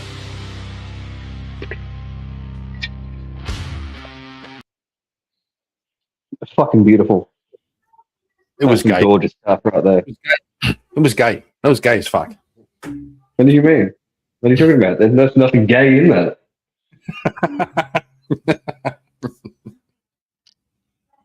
Mm. I don't know what I mean. You're the one where bareback with dudes, and I'm just bleeding a lot. I mean, it's I don't know. I don't know what you're talking about.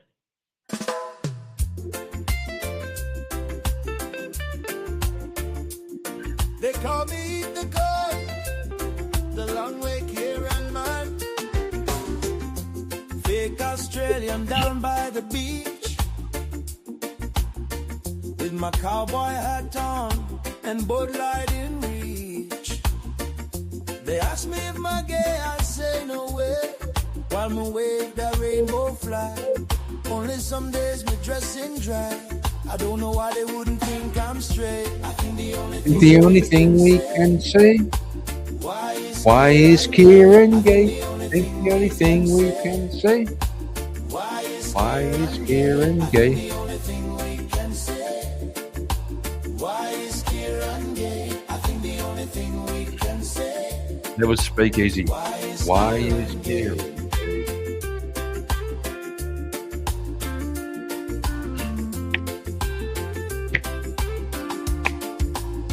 Such a good song. It's beautiful. Feel that island beat. I just come to feel the guy they meet.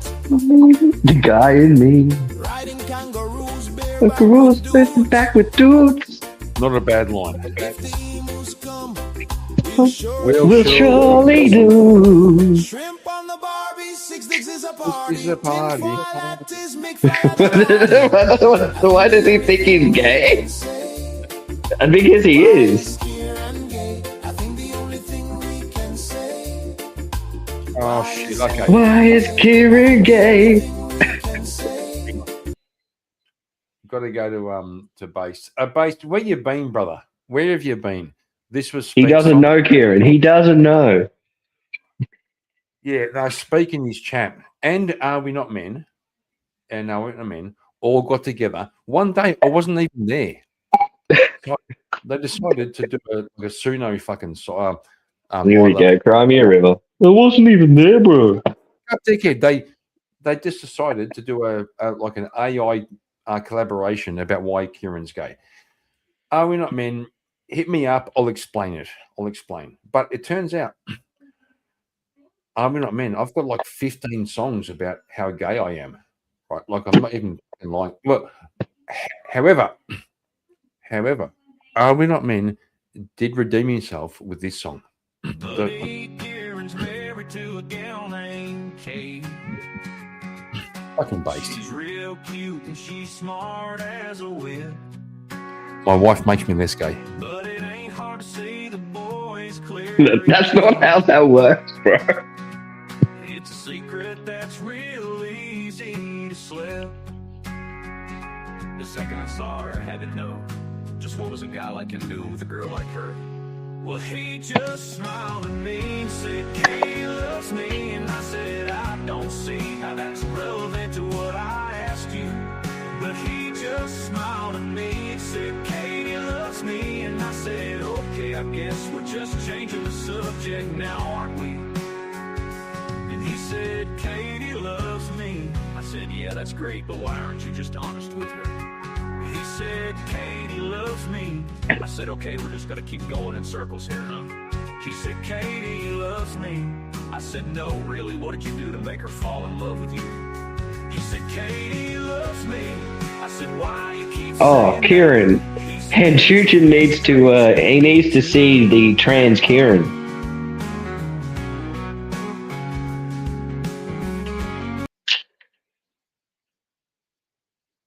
Oh shit! No. It's He needs to see the blue hair feminist Kieran. No, not speaking about that. He's speaking about them. You see, no matter what you do in your life, you could build bridges, build buildings. You could write the American Constitution. But you suck one dick. You fuck one goat, and forever you're a goat fucker. So this one time at band camp This one time, yeah. on Australia Day, I did accept a dare to wear a mankini. But by the way, I wore it fucking good. I fucking No, rock up. Dude, there is no wearing that. There is no wearing it good. No wonder you're gay. No, there's something kind of special about wearing a mankini and having your I don't want wife. to know. I don't want to know. Nah. But just, well, that's fair. That's fair. I'm not going to elaborate. I'm just saying. This one time.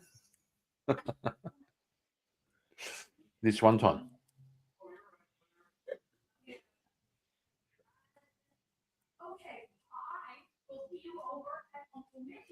What the fuck is BSR talking about? BSR. I don't know. Tell them to shut up. You tell them to shut Tell up. them they can't hear me. They can hear you. Tell them we hear them and we don't want to know about it. Pretty sure they can hear you too. Okay. Hey, Katie. Oh shit! Oh, you mean background noise? Fuck. Yes.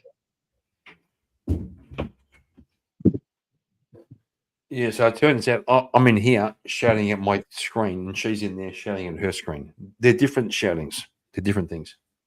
Yeah. Why isn't she here? What's going on? Does she Well, not care or support you? she's not here for the same reason that Naomi isn't here. What do you mean? Is she the Don't play reason this. my sister? Don't play this game, bro. I'll fuck you up. Okay, hang on. You can try. BSR. Yeah, why the fuck was I catching strays on that? BSR, because some of your life decisions, you deserve strays. Deserve a few strays. Same as me, same as Clarence. They're all in the same boat. Also, Yeah, BSR. I just copped a song about my flow. I mean, Yeah, but also BSR. that was meant to be a secret. Are we not, man? By the way, that was meant to be a secret. I told you that in confidence.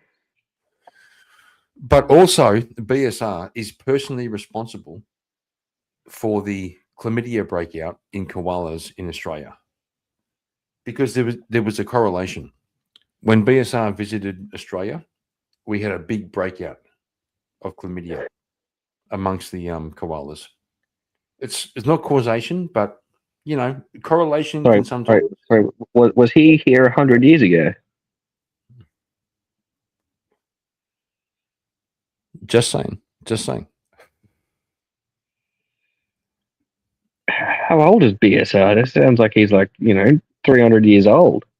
Why are you doing that to the bro?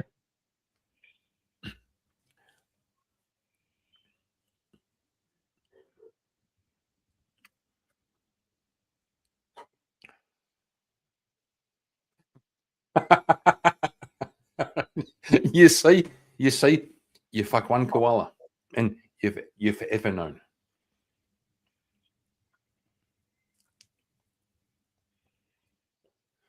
I'm vindicated.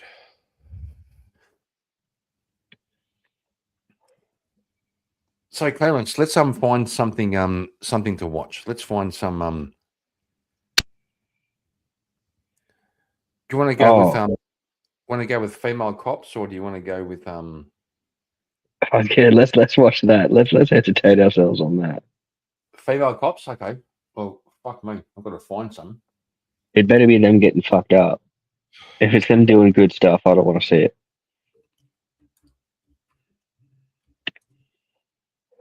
We'll see.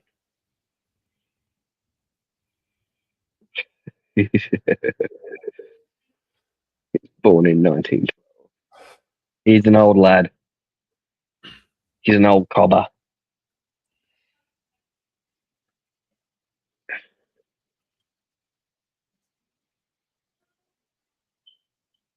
Interesting.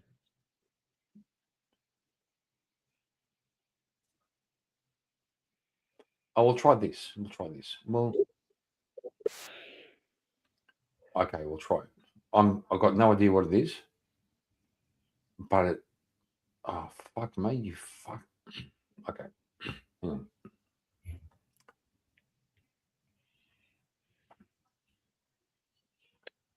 We'll see what happens.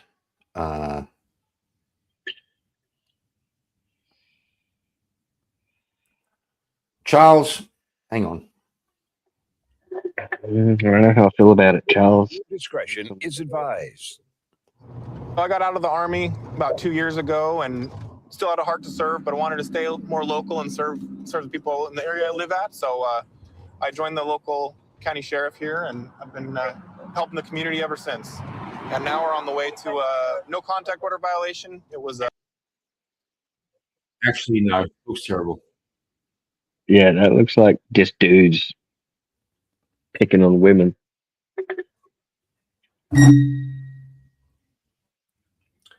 What's our Charles doing? What the fuck, bro? Charles is fucking writing songs. Okay. Okay, we'll try it. I've got to. I have to review. Hang on. We'll see.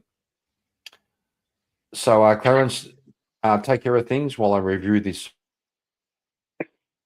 Take care. He doesn't even finish his sentence. What the fuck is this? Well, here we are again, boys. We've been left high and dry by Kieran. He's probably going to have his nap. He does this often. He starts to stream and goes, "Oh, I'm just going to go have a nap, throw a leg over Mrs. Markin, get me gooch tickled a little bit. I'll be back in the next 2.5 hours. Meanwhile, I got to sit up here, talk to you idiots, pretend like I know what's going on, have coherent thoughts that are incoherent." Yeah, well, Charles, that's because you've been sending him some strange, suspicious material about your wank bank. Oh, Paige! What's up, Paige? How's it going? Thanks for stopping by. Glad we could have some normal person in the chat other than these numpties. Kieran, say hello to Paige. Don't be rude. The best way to make me to do nothing is to tell me what to do. What the fuck? Then say hello to Paige, you fucking degenerate fuck. Fuck off, retard. I'll say whatever I want to say. And by the way, Paige, good to see you. You see how it goes? I mean, you still did what you were told like a good boy, so what a good boy. Good boy, Kieran. That's what's up. Good boy. You fucking retard. I'm sorry, by saying that, a small dog decided that it wanted to be patted. He's annoying. What do you want? Go away from me. Stop it. I'm trying to talk to my friends. I'm totally okay with that.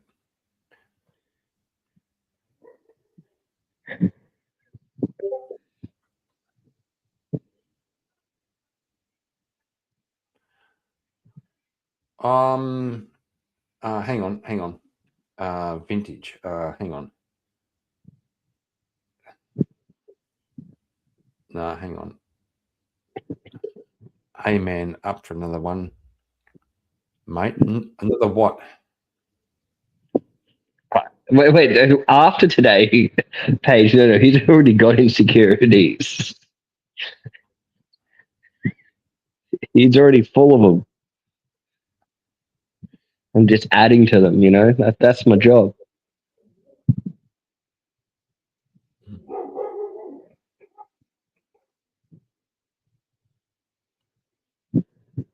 Yeah, it's a bit vintage. Come on, mate. Get up here. Do it. I'm ready. Finger on the trigger.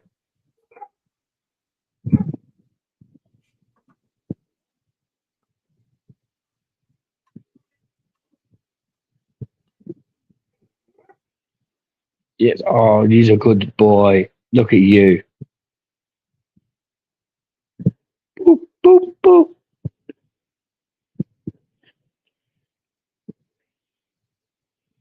Oh, oh God, I'm dying. Are you crazy? Jeez, you made me cough on my own spit. That's terrible.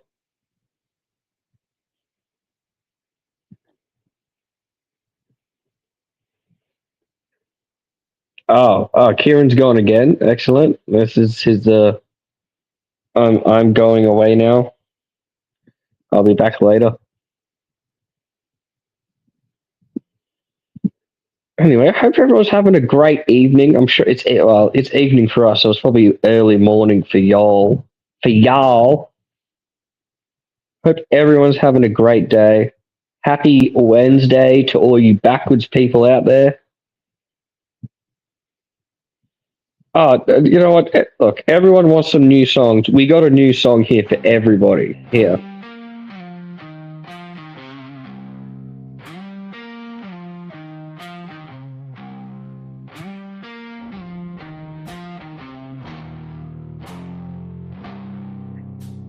Clarence has a bloody vagina. Yes, Clarence walked in wearing red stained jeans. Yeah, well, no one cares about the UK, David. Fellas, this ain't what it seems. He's got no wound, no hidden surprise. But reality's laughing right in his eyes. He's saying, I'm a dude, check the stats. But the universe said, nah, imagine that. I have all the feminine hygiene products page. I've got them all. Short and tall, big or small. Clarence got a bloody situation he shouldn't own. Doctors say, sir, that part's not wrong. Nature trip, logic's gone insane. Clarence bleeding from a place that don't exist, man.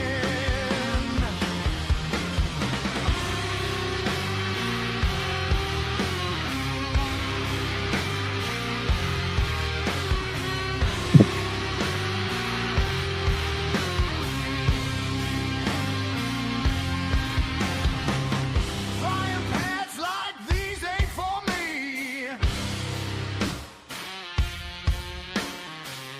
Cashier blinking like biology. Clarence yelling, I swear I got a beard. This joke's so wrong it disappeared. He's pointing at shots, yelling, that's not mine. But the punchline hits every time. Yeah. Clarence got a bloody situation. How's this real? A monthly curse he shouldn't feel. He's got zero equipment, all facts denied. Clarence got problems science can't justify. If irony paid rent, he'd own the block. A man with symptoms that break the clock. No uterus, no doorway, and yet here we are singing this again.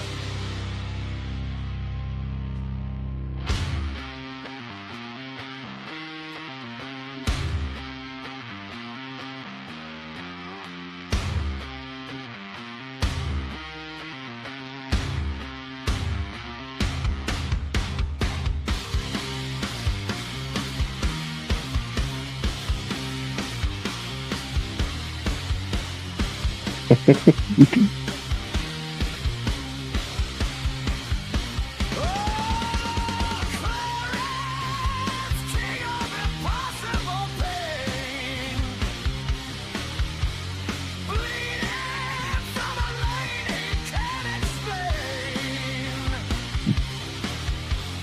Laugh through the madness, embrace the gift. A man, a myth, a man.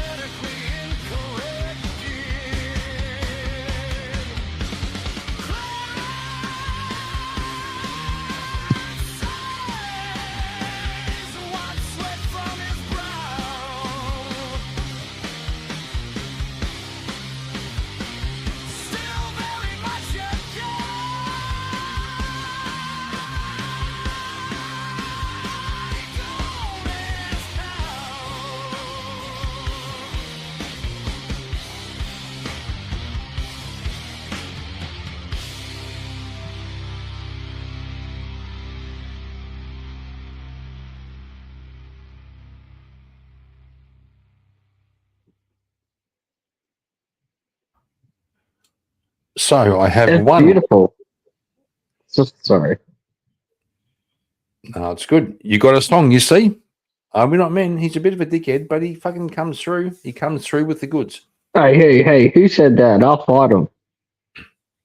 He's a gentleman and a scholar. Alright? Cunt knows his stuff. If he's not careful, I'll grab him by his fucking mullet and skull drag him back to Mexico and shove a fistful of nachos. That one's for David.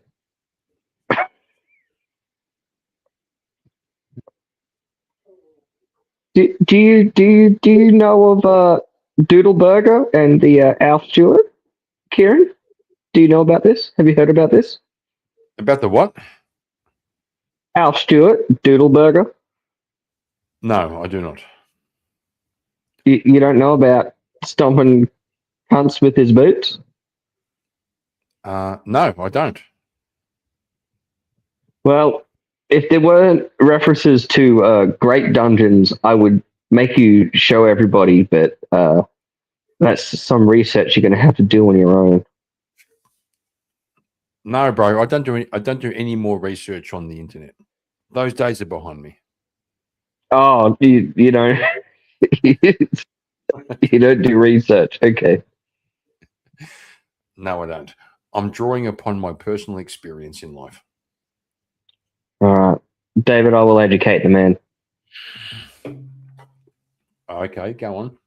Okay, one last challenge. One last challenge.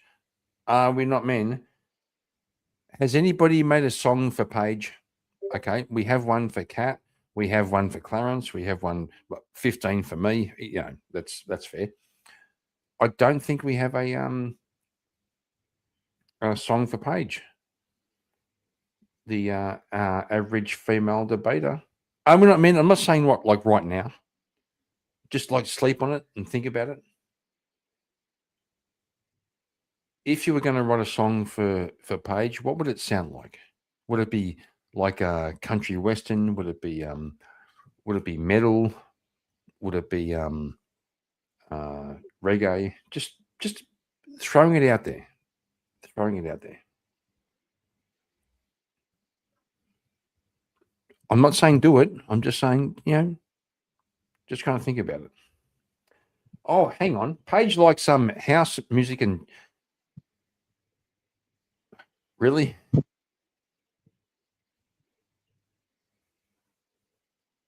Didn't expect that. House music, drum, fucking, dare I say bass, no drumming, no pun intended.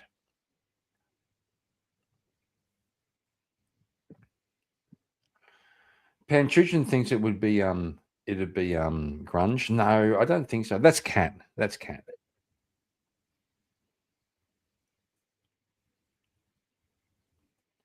No, I'm with you. I'm with you. Drum and bass, a little bit of EDM, a little bit of EDM. Actually, now I can kind of see it. That kind of makes sense. What the fuck? Did not expect that. Clarence, I've got to go and take care of business. So What? what? Yeah, what? My God. Yeah, go on. Go. What do you mean? You just left for anyway. Go on. Fuck off. Old man. Go do something useful. Go do something useful. You cunt. Fuck. Old man problem. Shut the fuck up. Then, I still feel bad because there's mentions of a great dungeon. I can't tell you to play the video I sent you. You got to watch the video I sent you though, but not now. Hang on. I'm gonna mean. Fuck, this guy keeps changing his fucking name around. He's got like 15 fucking alts. Paige likes glow sticks. That's what I was getting at. I think that was a little... Yes. Oh, Vintage about to come and call me retarded. I like it. I love it. Get out of here. It's the it's the Vintage and LD show right now. Go on. Okay. Buzz off. Well, just going to say, you motherfuckers realize the fucking link is pinned in the fucking chat. If you want to come up and stop being retards in chat and come up here and give Clarence a hard time. I'm out for like 90 seconds. Oh, fuck. Here he is. Fuck. Bring him up. Do your job.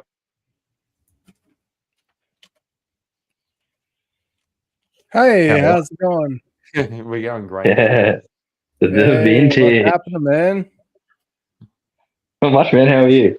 Yeah, pretty good. I just totally entered the wrong stream. I'm supposed to be starting my own live stream, and I hit the wrong one. So Oh, that sounds a bit retarded, but glad you're here now, mate. That's all that matters.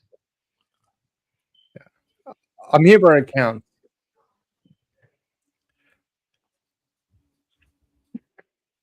Hello. Hang on. You hit the wrong Hello. stream. Yeah, so I had so I've got two screens. So I'm going to start my live stream over here, and I put yours up in anticipation of joining it and screen sharing it. And I went into studio thinking it was my live stream, and it was actually your link. Well, you can't piggyback off my shit. Get the fuck out of here. No. Man, Joking. wow. No, don't listen to him. Don't listen to him. He's an idiot. He's an old man. He's a boomer. Don't listen to him. You know, I'm forever seeking my surrogate father's approval, and it's clearly failing miserably.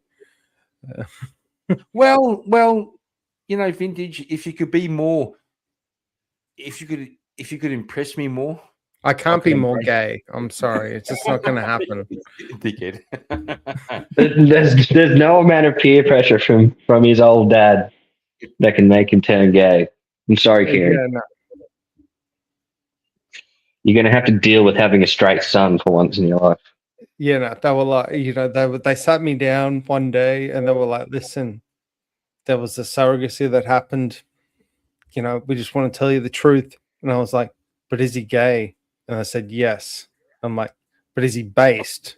And they said, yes. I'm like, okay, I can get over the gayness. And then we had a family reunion on Speakeasy's channel, not that long ago.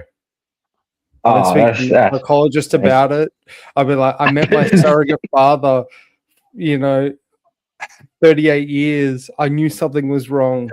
I and met then my I real went- and then I dad. ended up doing a 1v1 debate about domestic terrorists and First Amendment orders in the US, and I realized, holy shit, this is my dad. And he absolutely spanked me in that debate. And he's like, so how did that make you feel? It's like, well, he kind of spanked me the same as what my father did IRL. What my fake dad? What my fake dad did? He did Well, what no, my he's fake not dad. fake. He wasn't fake because he's there. Like the ass whippings were real. I'm not going to lie. But Well, yeah, that's real, but it's still your fake dad. no. Can't do that. Oh, that's good. You got a little bit of respect for the real life dad. That's good. Yeah, man. Got to have respect for the elders. And as a typical child, I have to just say that they have the right to be wrong.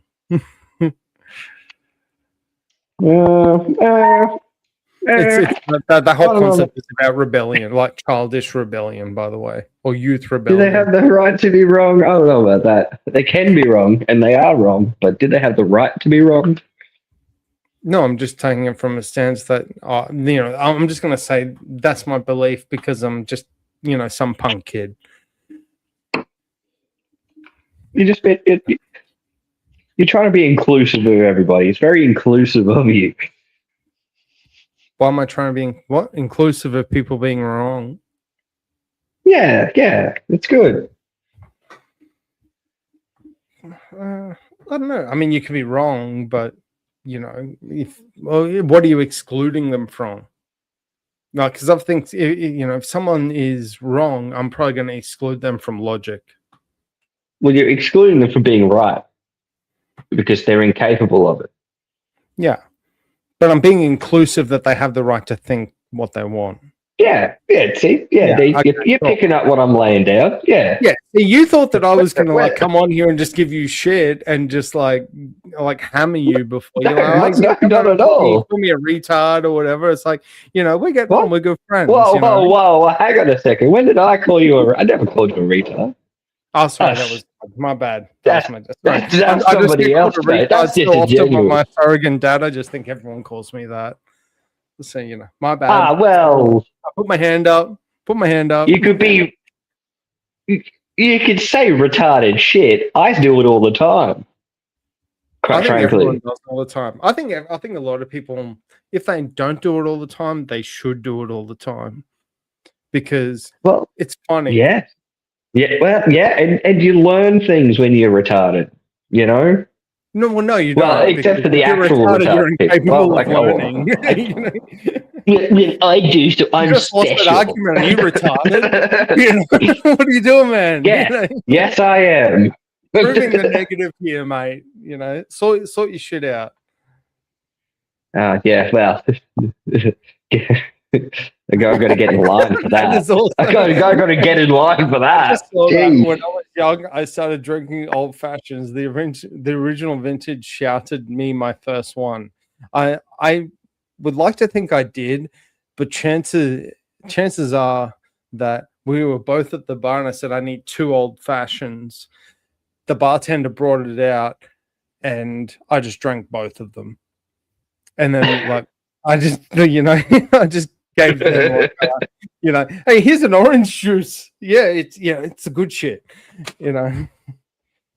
That's probably that was probably me in my youth. I was a complete degen in my youth. I could go on for a long time about the crazy adventures I was on in this alleged fake country. I mean, I was so much. Well, here we go. Let's flop our dicks out. I was so much of a DJ. I don't even remember half of the stories. I couldn't even tell you half of the shit that I got up to. How about that? I'm gonna. You want to hear it? You want to hear about? You want to hear I'll about? give you a great story. No, I'll give you a great. You guys know Shane. You guys all, of course, know who Shane Warne is, right? Who? I can give you the biggest DJ story that I was in that involved Shane Warne. Do you want to hear it? Are you sure you want to do this? Yeah. Yeah, I'll do it. Sorry, you want to talk about one of the biggest Australian DJs out there? Go on. Hang on, vintage. I'm just saying, like, think. Are you sure you want to do this right now? Yeah, it doesn't. I'd like to hear a Shane Warne story. Thank you. Rest in peace. I mean, peace. I'm just saying, are you sure you want to do this right now and right here? Yeah, it doesn't implicate me, and it's a funny story in my opinion. And compared to what's in the media, it's a nothing burger. So Wait. Well, hang on. What's going on with Shane Warne in the media? no, back in the day. I thought that I missed something going on. That he's gone. It's okay. We can tell a good story about him. Clarence, he is Clarence, gone. shut the fuck up, and let him fucking talk. No, you're not my dad. Shut up. Don't talk to my dad like that, man. I won't stand for it. Did you just make eye contact? You see what's up? Shut the fuck up. No. So I'll give you the funny story involving Shane Warne. So Yeah, go on. We'll be uninterrupted now. oh, here we go. Okay. So back in the day, I used to play what I would say I was a semi-professional poker player. Hang on one second. Fucking Okay, go Clarence. ahead. Yeah, Clarence did the fuck. Clarence, you fucking cunt. There we go. Okay. Do it again, Clarence. Clarence, do it again. Off. Clarence, don't fuck with me. Have your tiff. I'm gonna You'll go. fucking find out. Okay, vintage, go on, please. Okay. So back in my early years in my 20s, I was what you would call a semi-professional. Holy shit! He just got rid of him again. Carry on. Don't stop. Keep going. I'm going to I get distracted by the boxes moving. I'm like, okay, someone's kicked someone. There's something going on. Look, just close your eyes and tell this story. It's okay. We're listening. Okay, so once upon a time, I was what I guess you would consider a semi-professional poker player. And Shane Warne, back in the day when I was playing, it was all the rage, and they were getting celebrities to endorse online poker sites, massive poker tournaments and stuff between Sydney and Melbourne. I was playing in here up in northern Queensland where there was no tournaments or anything. No one played poker, but I did, and I was okay with it. Okay at it. Ended up going down to Melbourne to play in one of the biggest tournament series that they have in the country at the time. And a mate of mine who was a very affluent person, but a complete gambling degen, was like, he's like, oh, come down to Melbourne. Okay, cool. He met Shane Warne in a high roller room. They got massive wasted and they became great friends. They're then talking about, oh, we need to do like a private game. Shane Warne wants to play a cash game. And I'm like, okay, well, they need an extra player. What's the buy-in? And they go, it's 10 grand. And it's like, for me, that was well above my bankroll at the time. But my mate Scott was like, oh, man, just do it. It's a one-time thing. You're going to play with Shane Warne. It's going to be the best shit ever. You should totally do it. And I'm like, oh, no, I don't think I should do it. I gambled, but I was like responsible with my bankroll. So anyway, Scotty shouted me 5 scotches. And then I went, fuck yeah, let's go play with Shane Warne. So they organized it back in the day at the Crown. They would have a private room. They get everyone. You got to take your money to the cage. Everyone's got to be prepared. You got to come at a certain time. There's a schedule, whatever. So we all turn up. We put our money in the cage and we're waiting. Everyone's there except Shane. And we're like, okay, what's going on? It's like, oh, he's probably like 5-10 minutes late. No big deal. So we go to the bar where, you get free drinks and comped everything. And then an hour goes by. He's still not there. And it's like, where the fuck is Shane? Is he actually coming to this or not? And in my mind, I'm like, this is a great out because, hey, he's not turning up. I don't need to put in the 10 grand. I'm going to leave and just go and enjoy the holiday. Yeah. Yeah.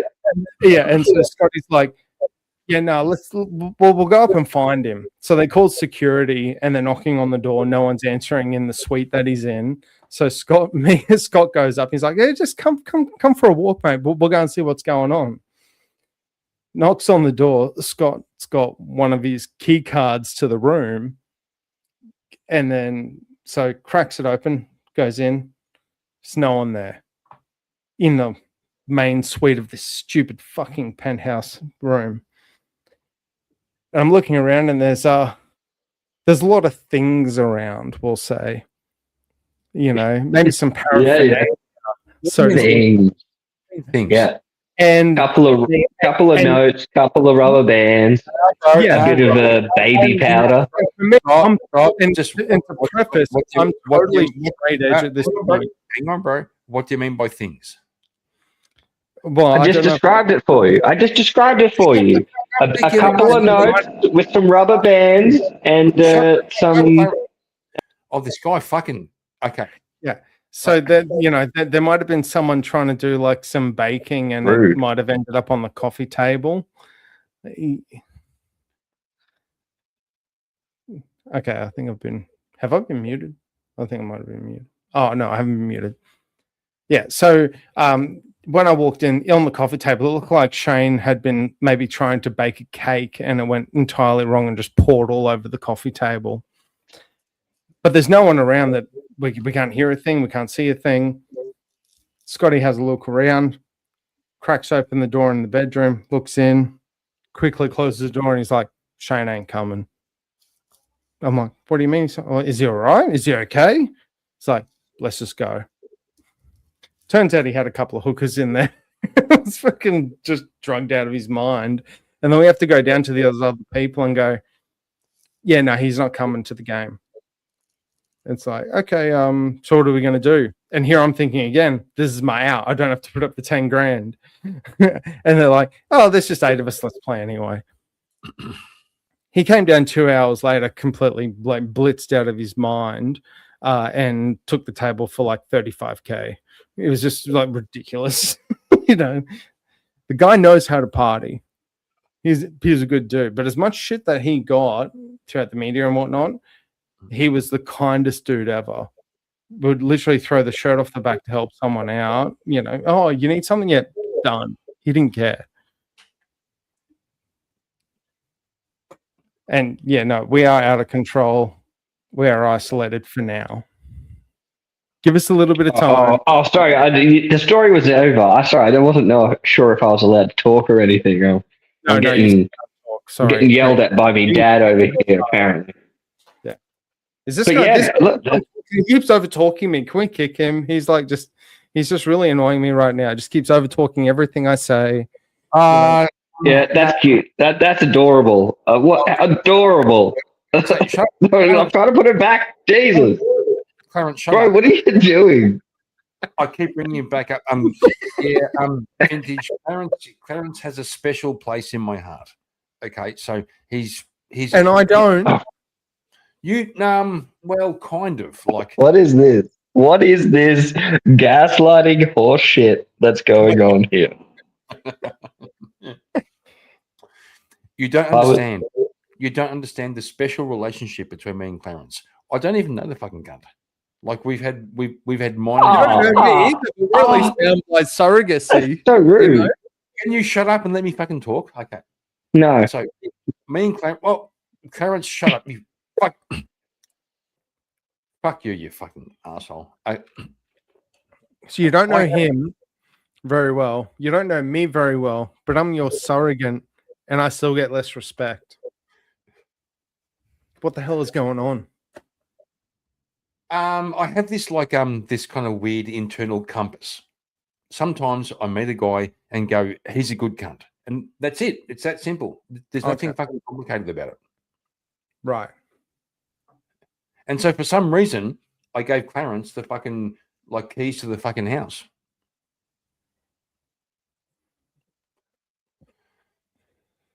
Is he in your will by chance? No, fuck no. I have no will. Oh, okay. So- So it's a relationship. Maybe there was something there I was missing. Look, we got some good banter, and anybody who thinks otherwise doesn't think that I have good intentions for most of the people in the space that we're in. They can go Right. jump off a cliff. Okay, that's fair. I'm just here to enjoy the time and make sure people aren't being fucked with. That's what Shut I do. up. You are not. You Right, fucking right. retard. You do not. You're here to. Well, that's the last. That's the one I'm only only here to time I'm protect your being channel. genuine. Fuck. Retard. Yeah, you can all go sit on my fucking finger and rotate. That's all I have to say.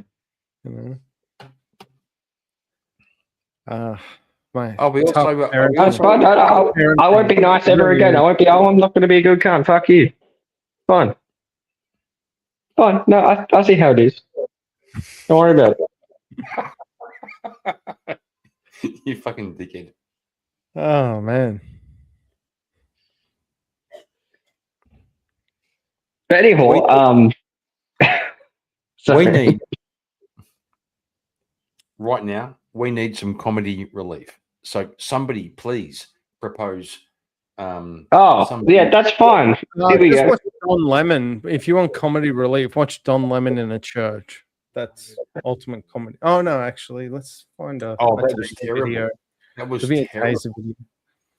No, I think it's comedy because can you not think of anything funnier than Don Lemon now doing shit and recording it and it's still on his channel, and off the back of that, he's going to get charged under the KKK violation. I think that's just called Just Desserts. Yeah.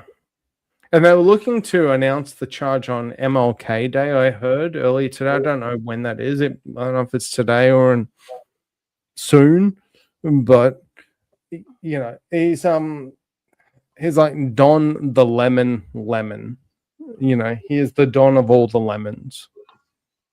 You know, if there was a mafia of lemons, he would be the head of it. You No, and he's the only king of the lemon party. rivals is because he called them all racist. He will love prison. Don will love prison. You know, he'll get more action, you know, in there than what his husband is probably doing right now because he's ashamed of him.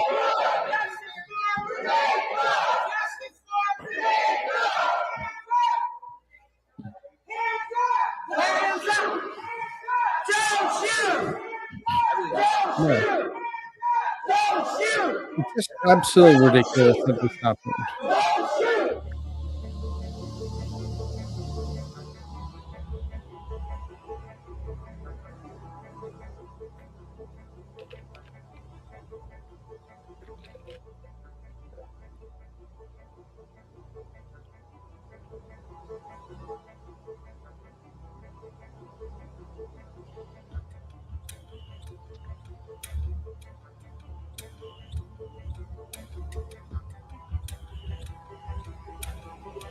this is the beginning of what's going to happen here. When Yeah, for- you violate people's due process, when you pull This is people something on the else street, you start dragging them and quickly hurting point them, out. and not abiding by the Constitution. There, pause it for a When you sec. start doing all of that, people get upset and angry. Okay. Yeah. What I was going to say is his whole thing, he did a bit of a crash out video after this going, oh, I didn't know it was going to happen. I didn't know that, you know, any of this, you know, was going to come to fruition. He was And there that- before. He was there Yeah. before. Yeah, right. Yeah, well, yeah, isn't And that's his defense is like, I didn't even know it was going to happen. And it's like, well, you've literally live streamed yourself talking to the organizers saying, you know who these people are, you know what they're about. And the to organizers, do. the organizers said we turned up unannounced, and he was there. Oh yeah, no, well, yeah, because but they came before they even turned up on site. Was so where are you going today? Oh, we're going to a church. What are you going to the church for? We're going to do this. Oh, okay, cool. Cut live stream, pan to the church, and then goes, I didn't even know they were going to do this. Like, how was I supposed to know they were going to storm a church? You know, it's like no, these but people- he's just doing the hard hitting journalism that's He's not even is sought after in this. I think the First Amendment Right. lawyers would even disown this dude at this point. He's just a hard hitting journalist. Okay, just leave him alone, guys. Hey, he gets Seriously. fired. Sorry, I can't even say it with a straight face. It's actually a really interesting video I saw earlier where there were suggestions that Don is literally, because he's basically a YouTuber now. That's his reach. And if you look at the video, like this video where he got a shit ton of views, shit ton of What do you think of that? reactions, I mean, this is unacceptable. It's shameful. take the It's videos, shameful two or to three interrupt either a side of public that, gathering. the views are nowhere near as much. And they're like, Well, there's hang on a second, Kieran. Pause the video for a second. I've got to, Kieran. I think Lemon's botting.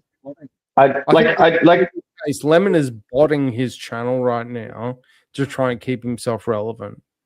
Probably, but one thing I just want to point out is the fact that he's got the pastor of the church talking to him. So I know it's probably irrelevant, but how did he get with the disturbance going on? He pulled off the pastor to have an interview. So was he just rocking up, going, "Oh hey, we noticed these people coming into your thing, and I'm from a news agency and I want to discuss what's going on. Tell me your thoughts." Yeah, I can answer that. I would honestly think that because people know who this idiot is. They know who Don Lemon is. And this guy less than you think, but more than you know, sure. Yeah. Oh, no, but I'm just let's say granted he's a public figure. So you see some guy with someone, because whoever's recording this right now is chasing Don around. If you're in a public space and you see someone recording another person, that creates some form of intrigue where you're going to at least pay attention, you're going to glance at it. Now, in this situation where you see a whole bunch of numpties just going off like a rocker, and then there's a dude there with someone following him with a camera, and there's a little microphone, even though it's about as small as Don Lemon's penis at this point. He's like, I'm going to see what's going on here. And then Don will just instantly try to just scattergun a whole bunch of questions. And he's like, okay, well, I know. And this guy, I don't know this pastor or this guy here, with the thing in his ear. I don't know this guy from anything. But I can almost guarantee that no matter who this guy is and where he comes from, he got a bigger IQ than the fuckwit that with the beanie and holding the micropene camera, micropene microphone. So he realizes what's going on here, and he'll react. Well, but I can ask more interesting questions than Don fucking Lemon. I mean, all three of us could do a better job at asking genuine questions than Don Lemon. I mean, it's still the fact that this dude comes up with this, as you point out, the little mic, the size of his pinky finger / penis, and you'd have to be sweet talking something fierce to be able to like drag someone away, because the pastor's the guy who's really like needs to find out what's going on and to get these people the fuck out or to cancel a service of these types of churches.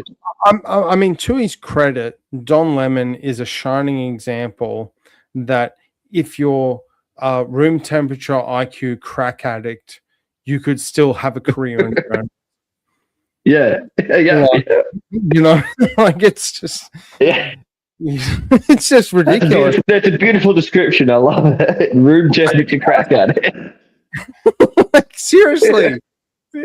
I mean, and I saw a video actually yesterday, and I was going to do a bit of react on it, but you see him doing his crash out after all of this and going like, oh, the government's punishing me. They're talking about putting me up on charges. They shouldn't mute my speech, blah, blah, blah. And then you pan to this idiot's interview with Elon Musk, which ultimately got him fired and screwed himself out of the biggest lucrative deal of his whole entire life. And in that interview with Elon, he's like, oh, well, that's controversial. You should mute that. Why are you allowing that? You should mute that. Yeah, it's free speech, but we don't want that sort of thing on our, we don't need to be projecting that. The guy's the biggest hypocrite ever. It's ridiculous.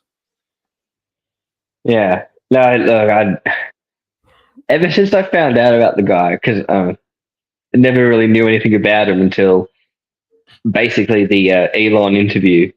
And it's just like, bro, like, are you, like, do you even have anything in between your ears there? Or is it just like mush? Well, and you've got a couple of lines that you've read and that's it.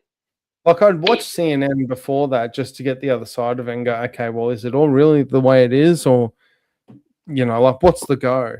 And this guy was always the face of it. So you would watch one side of the aisle in terms of media and go, okay, don't really agree with that. I might agree with that. I can give some internal critiques and I can be objective about it. And then you go to the CNN and you see this Muppet there, and it's like, man, I haven't drank enough to watch this shit and try to comprehend any form of logic out of it. Like, I could be 6 cans in, and Kieran's like, why have you not finished the other 18 before watching it? Like, it just makes no sense whatsoever. But I don't know. Well, I'm just a random arrogant retard from a fake country. What do I know? No, it's okay. But aren't we all? Aren't we all? So I have a choice, Clarence. I'm going to remove. Yeah. Okay, Clarence. Here's the conversation. Okay. I have to go, so I have two choices: end the stream or leave the stream in your hands to carry on with these retards, and chat and shit, and then eventually close the stream down. Should I end now or leave it in your hands? I think you should end now. Why? Because this is your show, and if you're leaving, it's not the Kieran Markin show anymore. But would you like? I mean, look. I consider it. Look, I don't know why you did it. Bring fucking vintage back up. What the fuck is this? Look, I can sit around. We can talk some shit. I can't bring any videos up. We can't really react to anything. We're just going to be talking some random shit. Yeah, you do what you want to do, man. But it's your stream. It's up to you. I'm sure I can sit around for another couple of hours and then get rid of everybody. That's fine. What I'm saying is, I have to go to bed. Would you like to continue the show? Yeah, sure. I'll shoot some shit with vintage. There we go. Live on air. And then also at some responsible time, like end the stream. Yeah, like I've never done that before. Yeah. Yeah. Yeah, no, it's up to you guys. I'll come shoot. I'll keep shooting shit for a bit. I'm probably going to jump to myself in a little bit on my own channel, and because I really want to. I was going to do the Don Lemon thing, and then I was also saw a Donald Trump presser that I wanted to just have a bit of fun with. But you know, I'm keen to keep having a chat. No, I got to do a thing. Yeah, well, look, let's all go over to Vintage. You pick yourself up there. No, And, I'm not gonna stream. Like, you know, we can keep chatting here. That's all good. Fuck you, I'll Wodo. do my own shit later. Yeah, you do a stream, bro. Yeah, you go. We'll jump over. Shut up. Come and Clarence. like and subscribe to me afterwards. Otherwise, Dad's going to be very unimpressed. I've already subscribed. Don't worry about it, bro. I love you, man. You're an OG. Love you, man. No, I didn't know you had like a thing going on. Otherwise, I would have done it earlier. I try hard to support the Australians because it's so hard to find any like decent Australian people doing the shit that all the other guys are doing, and it annoys me. I only started this in 2026. I started my. I could tell when I went to subscribe, but it's all good. I'll take that as a compliment. Yeah, no, I'm there, bro. I'm there. I'm in. I'm in. 10 toes down. You're G. As is anyone else that so, does. so listen, real deal. I have to go. So Clarence, if you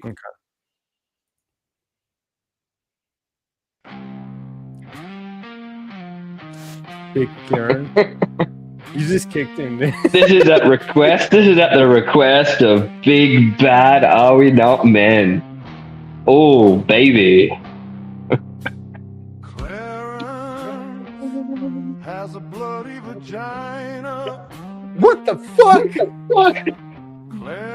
Oh, did you miss this vintage? You missed it. All right, welcome to the fun. Oh well, I will. Don't worry about it, bro. I got you, Kieran. It's okay. He's got no hidden surprise. Thanks for Kieran, by the way. Really appreciate that. For those who don't know, Kieran gave me my biggest ass whipping in my first ever 1v1 debate. So give respect. Yeah, he's not the retard everyone makes him out to be, is he? No, he's not. And that's I got some certain messages up because we only had our debate in 2025. And I didn't want to give you praise.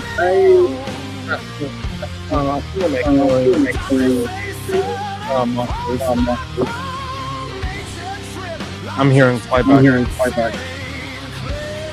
Oh. Hang on. Yeah. There we go. Still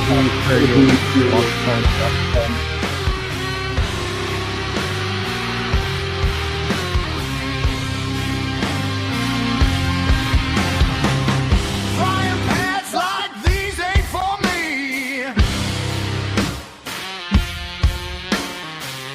Cassia blinking like biology. Clarence yelling, I swear I got a beard. This joke's so wrong it disappeared. He's pointing at shots, yelling, that's not mine. But the punchline hits every time. Yeah. Clarence got a bloody situation. How's this real? A monthly curse he shouldn't feel. He's got zero equipment, all facts denied. Clarence got problems science can't justify. If I nearly recognized that. I'm just gonna jump out. Yeah, man. If you come back, it's all good. So I got you.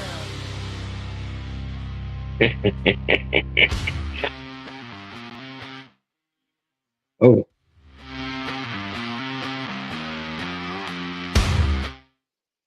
Jesus.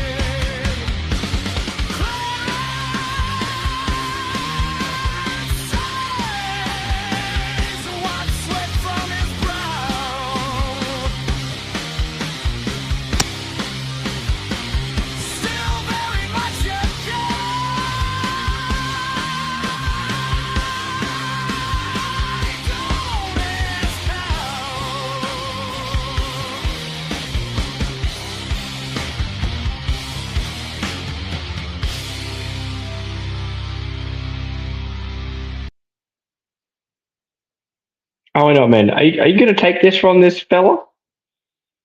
Are you going to take that, bro? He just called you gay. I don't think that's very nice.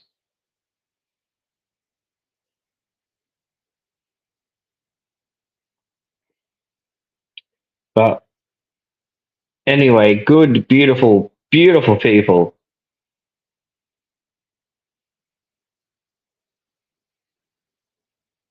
There is a Silver vintage. What? What do you mean, what? Silver just called you gay. Extra gay.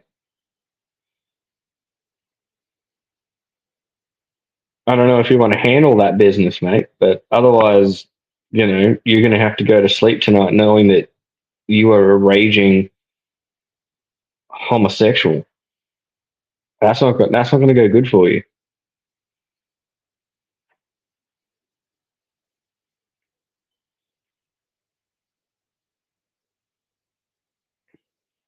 But oh, here you go. Here you go. There you go. Oh. He's back. He's back in black. All Sorry, right. bro. Finally.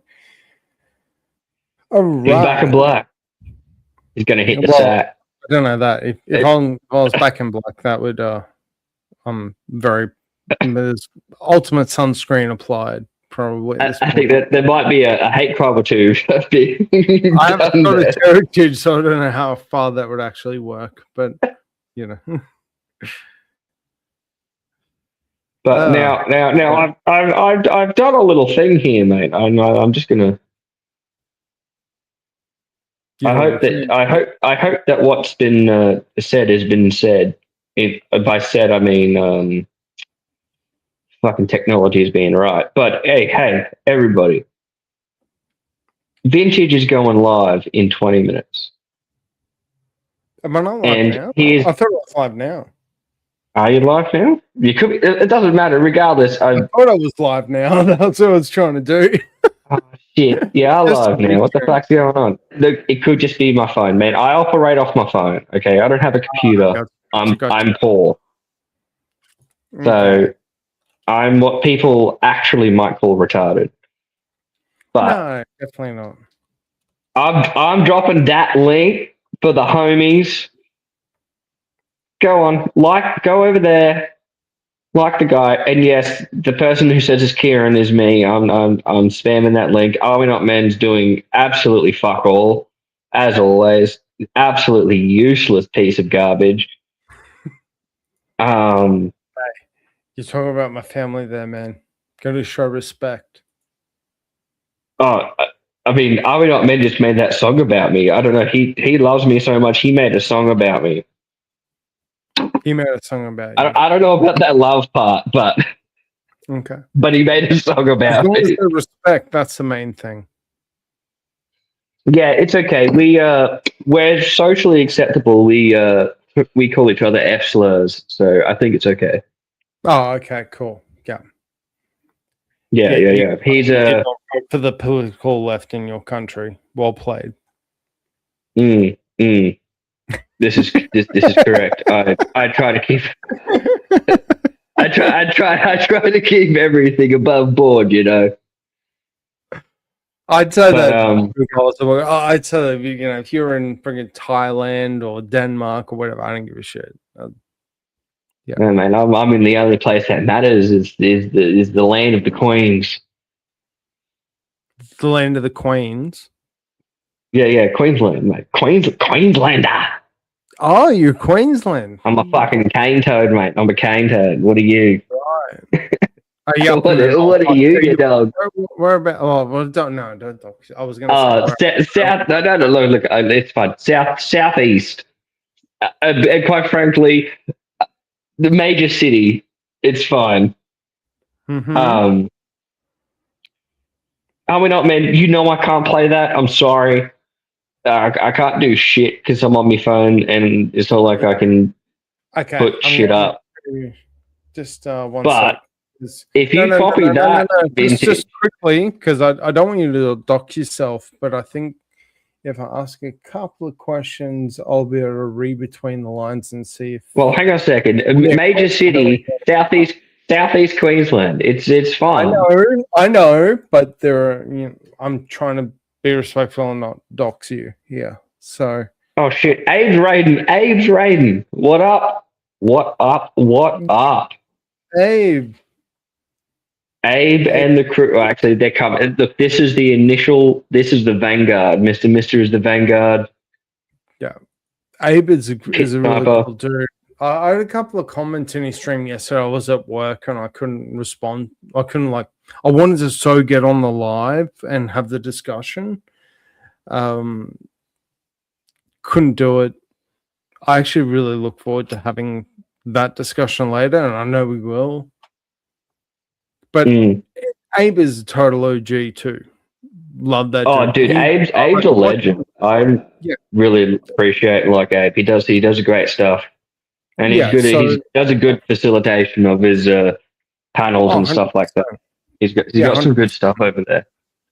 Yeah. So I've been doing lives now for literally a few weeks. I think this is for you, by the way, bro. Sorry. I think this is for you. The pinned comment thingy I've just put up. I think that's for you. Oh yeah. Cheers, Abe. Love you, man. But seriously, I'm very new to the whole community. I've been watching, I guess you could say, from afar for a while, between the Crucible, between Speakeasy, even, who I was introduced to Speakeasy through the Crucible and a raid. I'm like, man, this dude's based. Like, this guy, he's, open platforms and that. And I used to watch the VKs from, like, in 2025. I was watching VKs for probably 6-7 months before I was like, I'm going to actually jump in and give it a go. Because I was like, I found it so intriguing and I wanted to get in. And I was like, but if you get in, like, is there some special way? Do you need to know someone to get into it? There's usually a nexus to make it happen. And then, and that was in my own head. And then all of a sudden I was like, oh, up the top of the chat, there's a link for StreamYard, open panel, join whatever. I was like, okay, I give this a go, and, granted I got owned, it was a great time. Of course. And then, and then got if I throw it, I'm a massive lurker. Oh, no, you keep going. Sorry, you were still in the middle of something. I apologize. Oh, yeah. Sorry, So I'm like, the law is that I went from, I can actually get into this. And then I did a 1v1 in a VK with is it Chris Lestrange? I think it was. Oh, I fuck. remember. That's tough, yeah. Yeah, And and this mustache man, the guy with the big mustache looking shit. South mustache. African. I don't know if I'm okay if you say South African, but that I mean, you know, he's South African, so if it was Chris Lestrange, it was South African. yeah, the mustache is the giveaway. But I Yeah. was like, and then I'm like, oh, I come in. It's like, oh, just have a chat. I'll do a battle, whatever. Like, I wasn't expecting anything. It's like I just have a bit of fun. But I'm not gonna lie, in that discussion of what are we going to actually debate in the 1v1, and he goes, I don't really care. I'm just here to fight. I'll take anybody on. I was just like, okay, this guy's just up to blood and he doesn't give a shit. He's gonna steamroll me. Because you think about it, it's like someone goes, yeah, I'm gonna shore up, I'm gonna beat you, and the other side is, yeah, I'm gonna beat you too. And this guy is just like he's just going full, I'm just gonna run at you full force and I don't give a shit what you're gonna throw at me. That's a scary thing, in a debate in a debate style, when you haven't done a 1v1 debate online ever. And I would actually even say I've never done a 1v1 debate period in my life. But it was great fun. Well, just to add on to what you've just said there a little bit, is that it's also a little bit worse because, like, on speakeasies, it's a lot more free flowing, and on VK especially, and it's like, oh yeah, for sure. It's a lot more. They like to use the term blood sports debates, and it's more like you've got to have like a couple of good little facts, or good little things in your pocket, and then you've also got to be able to like roast somebody. So you got to be like half a comedian as well. I think as again, being a novice debater, I mean, I wouldn't even think I'm even in that category. I think I'm probably lower than that because of just experience and what I've done. But when you say blood sports, my thought is it's just full ham, go to town, you're all in, no rules, let's go. Now, Speakeasy, to his credit, he manages it, even though I actually think he does have to manage a lot when it comes to the VKs, because he's built such an amazing community where it's not just a bunch of spurgs going completely mental and unhinged off their brain. And that's why VKs are really amazing to me, and that's why I love to see them. I wish I could get involved in more. It's just my schedule between work and personal life. It's it's hard for me to talk to my business partner and go, oh yeah, sorry, I need to take 8 hours off today so that I can go and argue with people online. It's the middle of the weekend. I can't think listen, babe, I love you so much. You're my girlfriend. I love you, and I'd like to get laid, but I just want to like talk about politics on Speakeasy's channel. So, by the way, here's 8 hours in the most prime time of the evening / afternoon. I'm going to be off yelling at people, calling them fuckwits and shit like that. Well, I'm talking to my girlfriend like yesterday, and she's like, I'm like, hey, you're gonna come over for the weekend? Because it's kind of a thing with our work schedules and how the relationship is. She comes over on the weekends, and I work like stupid hours. I'm like a kind of someone, I'm like a 50-50 business partner basically. I call myself an employee, but I'm actually not. So between all of that, mate, you run the business. Hey. Stand with your chest out. You run the business. Let's go with that. Well, yeah. Anyway, sorry. Keep going. Sorry, I'll just digging you out there, but keep going. But the point being is that I've got a lot of commitments personally, and it's like, as much as I love VKs and want to get in battle, it's like, hey, babe, can you maybe come over 2 hours later so I can argue with people online? Now, she'll actually do it, but I still feel bad about it. If that, because if you think about it from like a normal relationship, it'd be, hey, you know, I really like you, I'm really interested in you, but I just want to argue with random people that aren't even in our country and have a YouTube channel because reasons, rather than take you out to a nice dinner or spend time with you or just ask how your day was or give you a hug. And it's like, okay, Yeah. well, yeah, that relationship's going far. Yeah. You know? It's going well. I swear, it's going well. Yeah, it's great. I just ignore her to like try and get clicks and views on YouTube, which really isn't my goal at the end of the day. Like, I do actually have a standing bet with one of my best friends and he's been my best friend for like more than 20 years. We went to school together. We've been through hell and everything together. And I was telling him at the start of this year, I was like, oh, I'm going to actually do some YouTube lives. I'm going to get on more panels. I did a 1v1 debate with Kieran. I got owned, but I'm just going to give this a crack. And he's like, oh, you're never going to make it. And I'm like, well, first, I'm not trying to make it I'm not trying to be like, you know, the next, you know, massive YouTube viral person ever. You know, You're not going for Charlie Kirk. I'll say it, mate. You're not going for Charlie Kirk status or anything.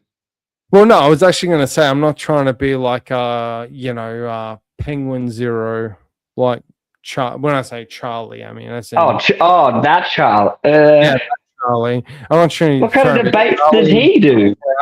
Well, no, I'm just talking generally in terms of like YouTube or social media presence. But you know, so you're not trying to be Asmongold. All right, let's go to the pinnacle, mate. Let's not fuck around with liberal cocks, even though Asmon is one of them too. But let's not fuck around with people like Charlie. Let's go to the big dog. Human ever on YouTube. I'm not trying to take over the internet and be the biggest influencer ever. And he's like, I bet you can't get 1,000 subscribers by the end of 2026. Now we have a bet on for that now. You know, hang on, but that's just real quick, vintage. Hey, oi, all you low life sitting around in this fucking chat, go sub up to Vintage. Give him some love, send him some likes, subscribe. He's a good dude. He did lose to Kieran, but it's okay. Within 2 months, he's going to beat Kieran in a debate. I tell you now. So, yeah, there we go. But I'm gonna anyway. You were saying about a bet. Yeah. So the bet was that that I would get, because I randomly was like, oh, you know, it'd be awesome if I got 1,000 subscribers, and I was just like saying it flippantly, like not, you know. He's like, you want to put a bet on that? And I'm just like, yeah, sure, whatever. And I'm thinking he's joking. He's like, okay, cool. Here are the terms. And then idiot me was like, oh yeah, all right, whatever. What's the worst that can happen? And then I thought about the next day. I'm like, oh shit. You've got some shade here, Vintage, by the way. I do apologize to cut you off there, but Mr. wants to know, are you a vegan? Oh, fuck no. And are you from Tasmania? I am not. Now, ignore that like LD. LD, that's me. Yeah, I'm not. I'm not. I've told you I'm from Vintage, born and bred. That's why they think I'm from Tasmania, because we're closest. Oh, you're good, man. Yeah, no. So I'll actually give you a really interesting point. I actually have a ridiculous amount of like food allergies. I can get sick very easily. I have a gluten and dairy allergy. And so one of the greatest things I can have to ensure I don't have a reaction that I end up in hospital or worse is eating meat. So I would make the worst vegan probably on planet Earth.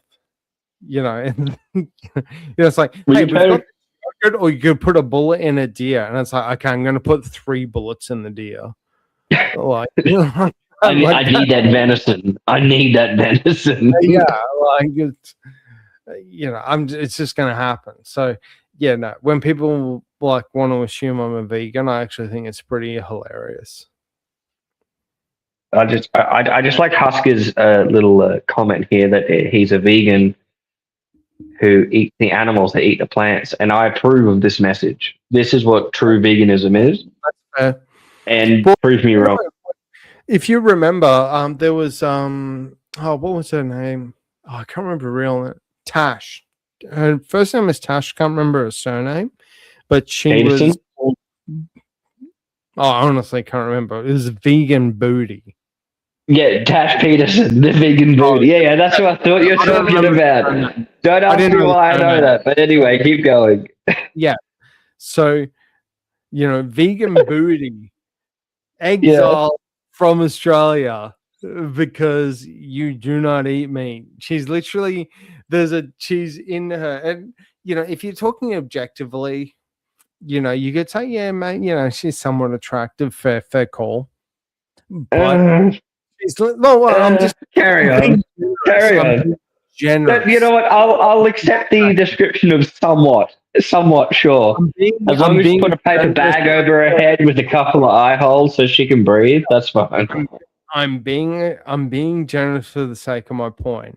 Is you could say she's someone attractive, and so her whole thing of I'm going to get people to stop eating meat is she's going to turn up in I think it was Brisbane City in one of their major mall precincts in lingerie with a sign going, "Oh, meat is murder" or some bullshit like that. It was something to that effect. In lingerie? That sounds quite outside of her MO. No, Normally she's darkest. Not back then. It wasn't. This is this early days you're talking about? Probably like, if I had to guess, probably 4 or 5 years ago, something like that. Okay. Yeah. That's anyway. Like, sorry, it's like I'm going to get people because I want to get enough visibility for this and get enough support. So I'm going to have people turn up, and we're going to be in our laundry. And she had like another 4 or 5 strippers with her, or whoever the hell they were, and she's like, "Oh, meat is murder, whatever." And then, so as a counter protest, there was a dude that looked like the biggest fucking nerd on earth. He literally he was in the Hungry Jacks that was next to where they were doing the protest. He gets on a napkin and with a random pen writes it up and goes, I love Whoppers. As like a counter. yeah. I love me a Whopper. I swear this maybe I'm conflating two things that happened, but I swear there's a video of her with 6 other fucking half naked women walking into one of the fast food restaurants, and then there's another video of some dude just walking up with a bag full of shit in front of her and just being like, "Oh, this is so good. What do you think about this shit?" I'm not sure about that. Maybe. I'm really not sure. But I know that she's like this chick got just slammed so hard by by the government, and she got arrested. She was facing multiple different charges. She couldn't even leave the country. She had to surrender her passport at one point, and then she ended up getting kicked out of Western Australia. Didn't her and her kicked out of Western Australia? Didn't her and her boyfriend have that? They put a video out, and it's them we just had our passports revoked, and they're throwing them out behind them, and they're walking off as if they're shit don't stink, and they're like, "Oh, we're so cool." And it's dude, you literally you got run out of Victoria, New South Wales, Queensland. You got run out of all of there. You ran off to Western Australia, and now you're being kicked out of there. And because of that, your passports have been revoked. What happened? They need to go walkabout near Alice Springs, and then we'll never see them again. Yeah. So that's their. I have no idea where they are now. Yeah. Not good. Now I got to ask: Did you find that out? Did you find that out by the course of the one and only Isaac Butterfield, or did you find that out generically? I actually found it out through Asmongold, of all places. Oh, bro, that was That's the end of the show, bro. Do you know who Isaac Butterfield? You know who Isaac Butterfield is coming.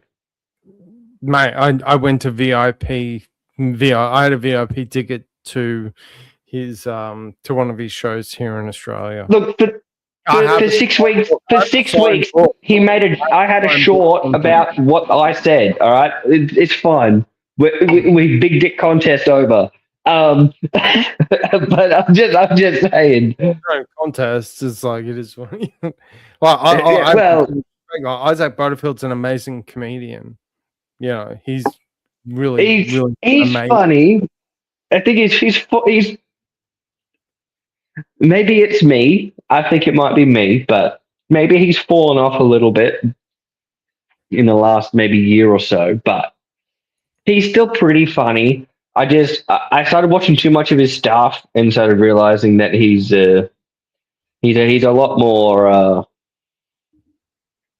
he's a lot more of a liberal than he makes himself out to be in his comedy. No, I disagree. Well, in comedy, so when you do comedy, it's not you're not talking about your what you care about. Yep. I can actually speak to this. So I have actually done stand-up comedy in my past. Granted, open mic. I was in the community in my city for about 3 years. Done some national comedy competitions. Didn't do very well, but I wasn't trying to make a career out of it. Kind of similar to YouTube in a sense. You know, I'm here, I'm having a bit of fun, but I'm not trying to be the king shit of it all. But being around that community, you get to see the type of people that are trying to be the king shit, the people that are trying to make something of it.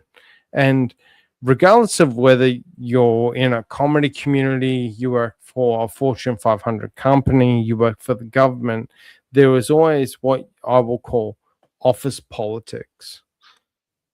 And stand-up comedy is no different in that sense. Well, I'd say that that's anything, but yes, I'd agree with you that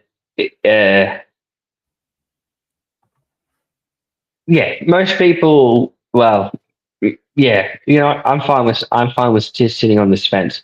Most people are more. Most people are more liberal than they are, even if some of the things that they say are a lot conservative, because you don't get to you're not with them all the time, so you don't see the nuance in some of their positions, and it makes them seem majority, especially in like public figures. Yeah, we can take the stream political, but I don't know if you really want to do that. I actually don't want to do that tonight, if I'm being honest, because. I don't either. I agree with you. Yeah. No. But look, all I'm trying to say is, I'd rather he's very. You know what? At this point, if I'm being completely honest. Yeah. Well, he's very crass, and it's great, and he fits into a great comedy niche, which is very lacking in today. Yeah. Well, but you have to consider Isaac Butterfield has not been a professional stand-up comedian for the last 2 years. He's been a professional stand-up comedian for 5 times that, if not more. Sure, yeah. Yeah. So he's evolving, he's learning. And this is this is the one thing I learned from being in that community, as you know, in the comedy community. Again, I'm not claiming I'm a stand-up comedian, but Dad, you need to go to bed. Dad, what are you doing? Don't worry about it. Ignore it. He's doing the Lord's work. Hang on, bro. Hang on. About to go to bed, but I was fucking around with I don't need to know what you're doing with Mum, man. Anyway, so as you were saying, vintage. No, you can't do that. Mate. You can't do that. Listen, no, seriously. I tried, like, you know how it goes. I tried to time out Mr. for a bit of fun, and I fucking blamed him. No. I just want to. So, Kieran, I'm fairly certain that when you do it through StreamYard, it just says that they're banned. And wait, I'm now very certain that the button that I pushed was not the ban button for Are We Not Men earlier, and it just says that they're banned, but you time them out. Bruno, why I are you did- banning Army Not Men? What? Hang on. I did time out No. for Mr. Mister, and it says I fucking banned him. Yes, because you timed him out, so he's timed out for however long you said he was timed out. I didn't choose Um, anything. I just said And time out. yes. So when I'm looking at YouTube, which I'm doing right this second, it says you timed him out for 300 seconds, which is like 5 minutes. See that? Oh, Yeah, cool. That's okay. just So, thought- Mister, got your back. Don't relax, bro. Now, Clarence, at some point, you're going to have to shut this Berging. down. I'm going to bed. So it's all on you. Okay, that's fine because we got slightly distracted, but I have been trying to shovel everybody off. We did get a raid. We said hello to everybody. We got a raid from Abe, but I know. I've been trying to shovel. Abe's Yeah, an shut up, you don't know nothing. But I'm trying to shovel everybody off. We're going to do a ghetto raid over to Vintage very soon. But Vintage and I have been caught up in a little bit of a discussion. Shit, yeah. But no, that's fair. I've got no problem. I Good. felt bad. I felt bad for banning Mister because he's kind of a good gun. Well, this is the thing. It in StreamYards it comes up as a ban, but if you look at YouTube and you have the powers to do it, you can see that it's only a timeout. It's not a ban, which I'm pretty sure is what happened to Are We Not Men earlier in the stream. No, he came back by a different fucking alt. Yes, I know he did that because he can, but most people can't. But I'm fairly certain what I did to him early in the stream was because I've never fucked up that bad before.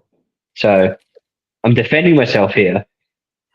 I would never hit the ban button, and I made sure I didn't. And I'm pretty sure I hit the timeout button, but it looks like Yeah, on me StreamYard too. that I banned. And it said ban. I thought hit timeout. It'll go. Yeah, how well, long? on StreamYard it says ban for Mr. too. Yeah, so in his defense, I don't even know how the hell you ban someone full stop. So, if he banned someone and he's like, I didn't really know how it happened. It's like I didn't even know there was actually a ban ability to begin with. Do you use StreamYard Vintage? Yeah, I do, but I'm a retard and I don't know how to use technology. No, that's fine. But like when you press on someone's name in StreamYard, it comes up with a bunch of. Well, I'm on the phone, right? On the phone, it comes up with 4 options. Oh, I see. Here we go. And I'm fairly certain the one that I pressed. I just put you in is timeout. timeout. I found out how to do it on my. Oh, you How put do you me in timeout? How do you do that? How do you undo it on my channel? I just put you in timeout on my channel as an experiment. That's all right. Well, I think that unless you change it, because I don't let me finish. Let me finish, you absolute numpties. Anyway, so on StreamYard, I think the default is like 5 minutes, which is 300 seconds. Yeah, and now I can't see that on you, Vintage, but because I'm obviously not a mod, but the mods can see how long people are timed out for. So when I look on YouTube, when Kieran timed out Mr. Mister, even though it says banned on StreamYard, I can see that it was only a timeout for 300 seconds. That sounds good. But also, oh yeah, he's back. Yeah, he's all good now. I just saw it. Also, I'm still timed out on Vintage. Fuck you. I'm just kidding. Pit Snipe. Let me ban you. Pit Snipe Husker says, for example, Clarence, your mama says, you have a tiny wiener. That's rude. Yeah, that's rude. That's why I had to ban him for 300 seconds. It's like, it's each time he can perform times 100. This is horrible. I would never do horrible things. Actually, no, I meant to be 10. Yeah. All right, Clarence, I'm going to bed. Vintage, behave yourself. Clarence, behave yourself. Clarence, Absolutely not. it's on you. What are you saying? Me behave myself. I got to get rid of the people not behaving themselves. Fuck you. Oh, he's back. He's back. Is that 'cause he didn't get his cucumber? Shut. Fuck off. I'll fucking do it again. I'll fucking do it again, you cunt. Nah, he's gone. He's out of here. Fuck that guy. That's right, Mr. Mister. It's only for it's a minute. It's okay. Don't worry about it. I'm not caring. I know what I'm doing. I'm not caring. Oh shit! Charles did it. Charles typed him out doing. What the fuck is this? It's Charles. Funny. Hang on. Shut the fuck up, Clarence. I'm going to bed, leaving the computer on. You better shut down this stream before you raid like a ghetto raid for Vintage. Vintage, boot it up, get your stream going. My stream's been going. He does. His stream is on now. We were just distracted having a conversation like adults. Unlike you, who just tells people to shut up and then calls them retards. Clarence, You you're on Discord, yeah? Oh, okay. Nah, fuck that guy. Well, I was gonna. No, fuck him off. Yes, I'm on Discord. Yeah.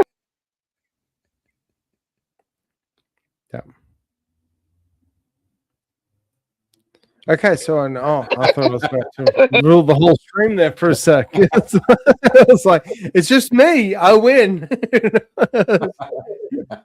Yeah. So welcome to Big Daddy Vintage stream. Yeah.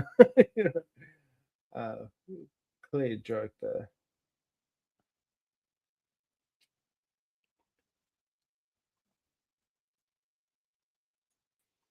Hello. All right, sorry, I was dying, so I didn't pull myself back up because I was having a good time. I appreciate both of you. That could lead to TOS violations. What me coughing my lungs up and having a good time. Pulling yourself. And who said anything about pulling themselves? I didn't just say that. Okay, so Vintage, are you streaming right now? Yeah, I've been streaming for a while.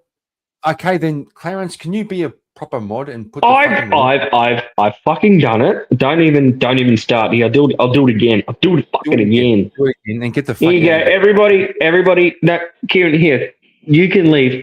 In fact, you be quiet and stay here while I do this. Hey, everybody. Your welcome's been worn out. Fuck yourselves off. Go over to Vintage. Give him a like. Give him a sub. We love the bloke. He's a good dude.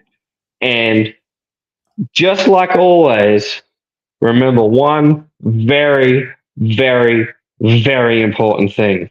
Here we go. Don't digit dogs. That's good advice.